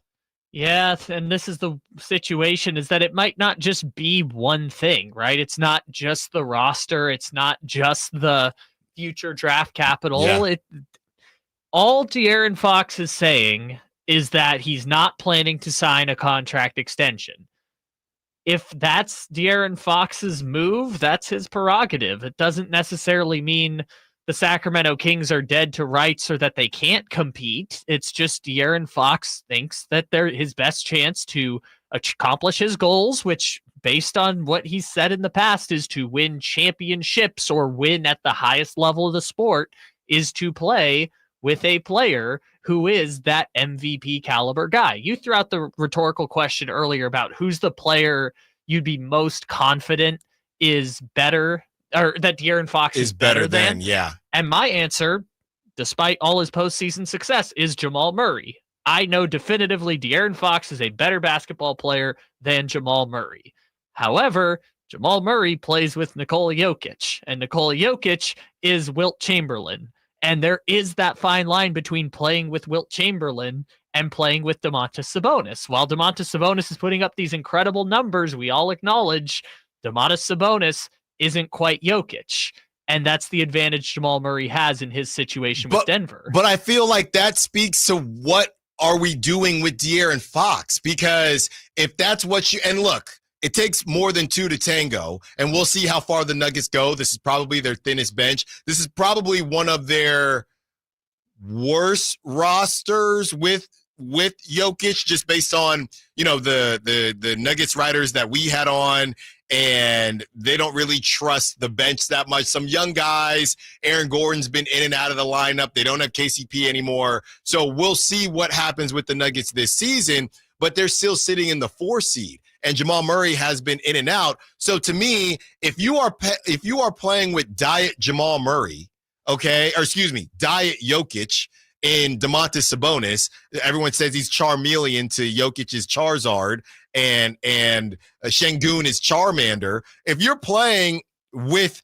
Charmeleon, who is still putting up crazy numbers, and you're De'Aaron Fox, and you also have a Hall of Famer, and you have a young stud in Keegan Murray who should be playing better, at the same time, where you at? I mean, you're sitting in the 9-10 seed. So to me, you want to go back, and we can go back and forth about Jamal Murray, but some of this falls at the feet of De'Aaron Fox and him wanting to move on. That's why I'm going back and forth with Evan Sidery about this. He wants to go to the Spurs. The Spurs got some work to do, because I don't think that De'Aaron Fox, they can keep their Stephon Castles and whoever it is.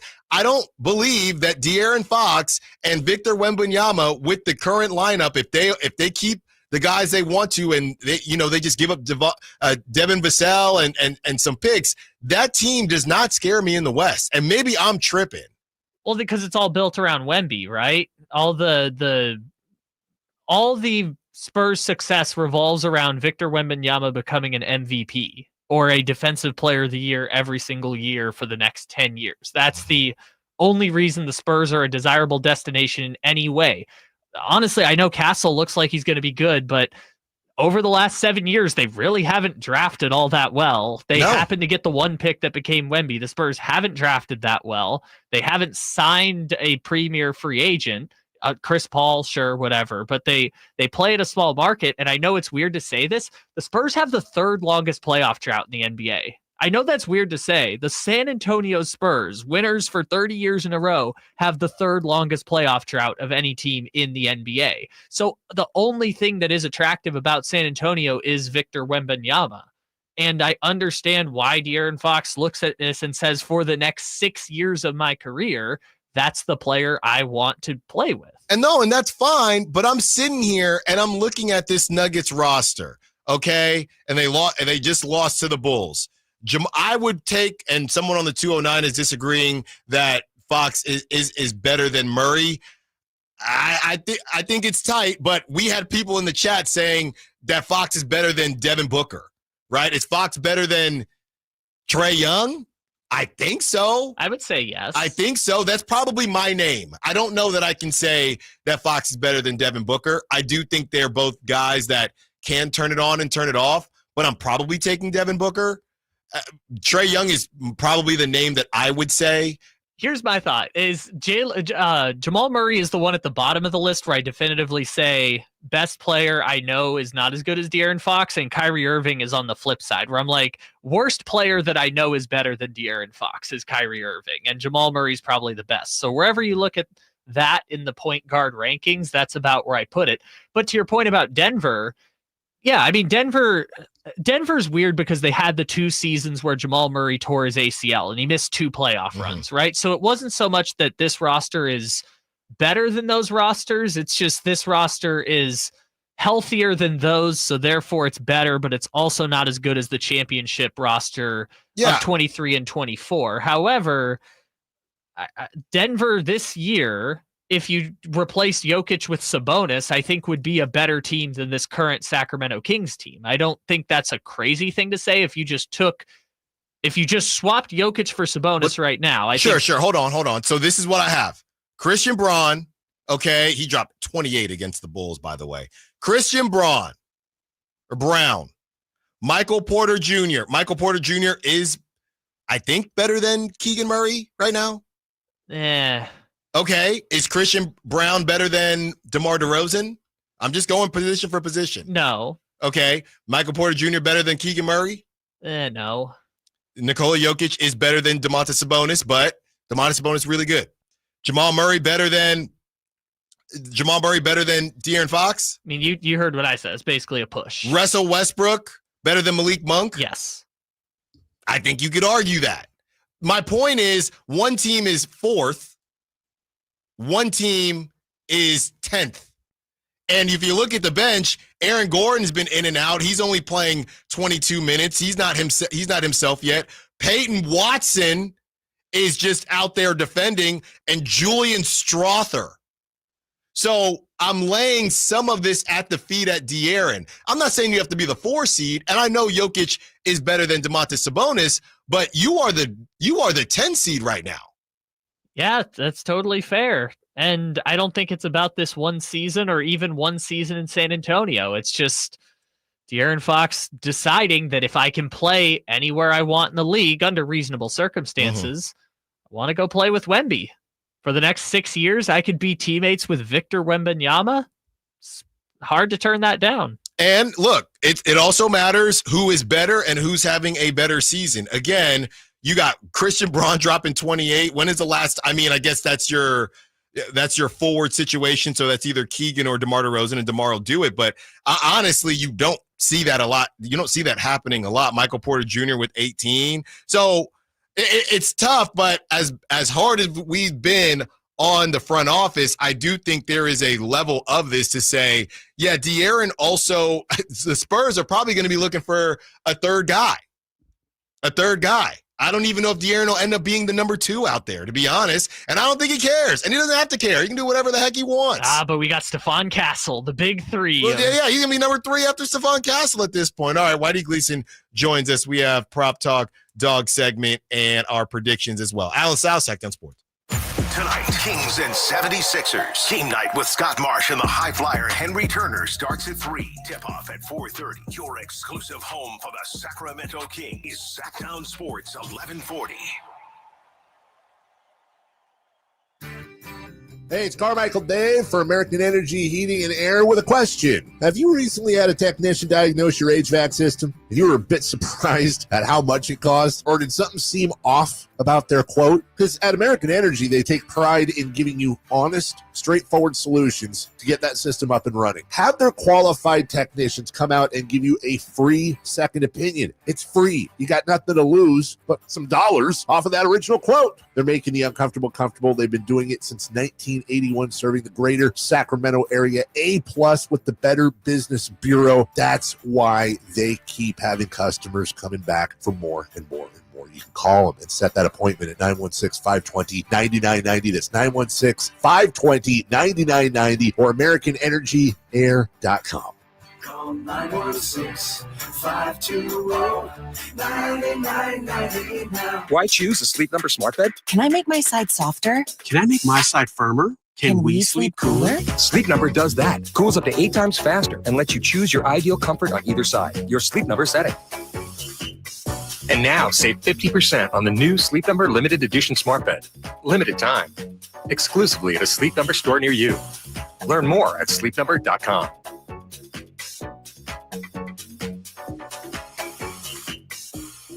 Wesley Financial Group is not a law firm. Are you a victim of the timeshare trap and think there's no way out? I'm Chuck McDowell, founder of Wesley Financial Group, the original timeshare cancellation expert. And I'm here to tell you that there is a way out. All you need to do is give my office a call. I will send you a timeshare exit information kit absolutely free, explaining how the timeshare industry works and your options for cancellation. Call Wesley now for your free info kit. 800-990-1551. That's 800-990-1551.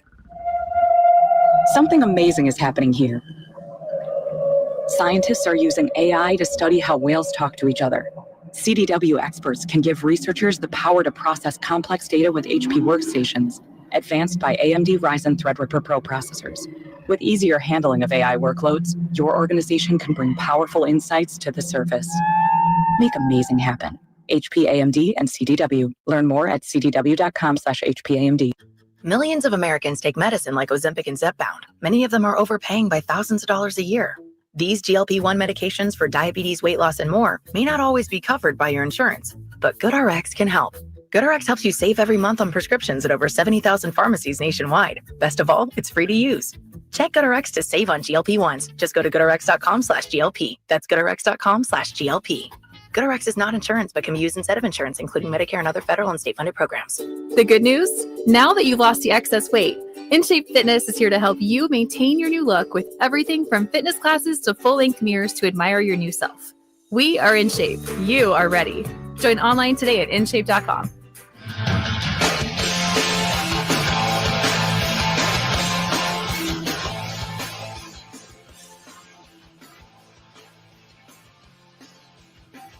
Your home for Kings basketball for over 25 seasons. Sacktown Sports.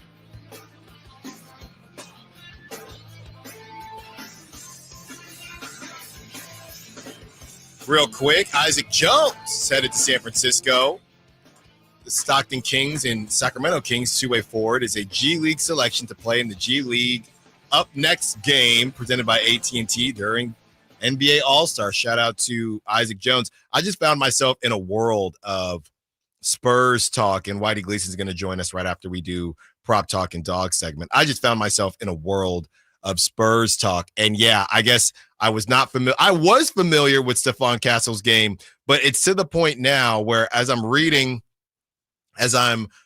through just some of what these content creators and media members have to say, because of the leverage conversation, because De'Aaron has expressed wanting to go to San Antonio, there are people out there that said, yeah, we're not giving up Castle, and we'd rather say no to De'Aaron now and take a chance during his free agency because he already said he wants to go to San Antonio. So some of that leverage conversation, it's a real thing, and it's a little spicy for the Kings here, but seems like they're going to get their wish. And, these, of course, every group is going to overvalue their guys, but he could be a multi-time all-star. Stephen Castle could be. So, yeah, I'm going to do some deep digging here with the show ending and while I'm listening to the Drive guys, of course. But, yeah, I found that to be quite fascinating. I mean, it depends how deep of a dive you want to go, because the Drive guys only have an hour today. So you're only going to be listening. Your deep dive better be within 45 minutes, basically. It's gonna have to be quick, and we're gonna go quick here, Kyle, with a little bit of prop talk. Wait for the drop. Always.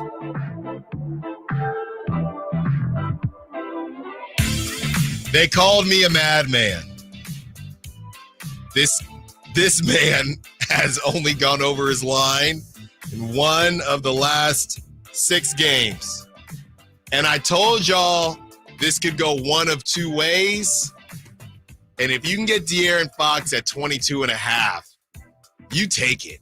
You absolutely take it. Another Kentucky guard he's going against in Tyrese Maxey. Giving me De'Aaron Fox. I'll put it to you like this, Kyle. Think about it. Now that everything is out in these streets, all right, it could help. Hey, he goes out for 40 tonight. De'Aaron might be thinking, I'm trying to facilitate something on my own. What's up? Not Sacramento. What's up, San Antonio? Give me De'Aaron Fox over 22.5. I mean, it doesn't really matter.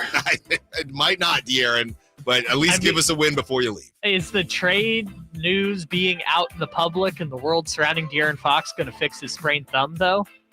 How about that? I mean, the hand's still injured, the thumb's still injured. Well, it didn't hurt him when he got 30 last game. Oh yeah, he got to 20 in like 20 minutes basically. So I guess I understand that. You mentioned Tyrese Maxey. Just as a side note, his prop talk tonight is 31 points. Tyrese Maxey is set at 31 points tonight. He's just pulling. It's just going to be 28 shots for Tyrese Maxey probably. I have the prop talk win of the year, just easiest money you're going to find. Oh, wow. If I gave you these last 5 games numbers for Domantas Sabonis points, rebounds, and assists, 51, 47, 50, 50, and 53. What would you guess that his number is set at tonight? What is it 49 or something? 49 and a half?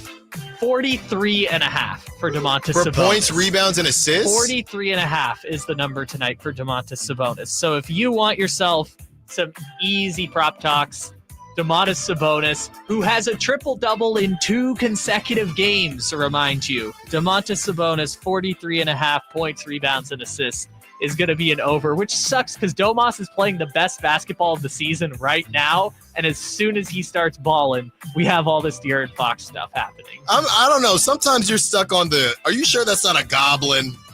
I'm double checking. It is not. That is the official No, number. it's not. It's not. I stand corrected. I'm just double checking. The only thing what I worry about is blowout potential. I'm just seeing with Andre Drummond and Joel Embiid out.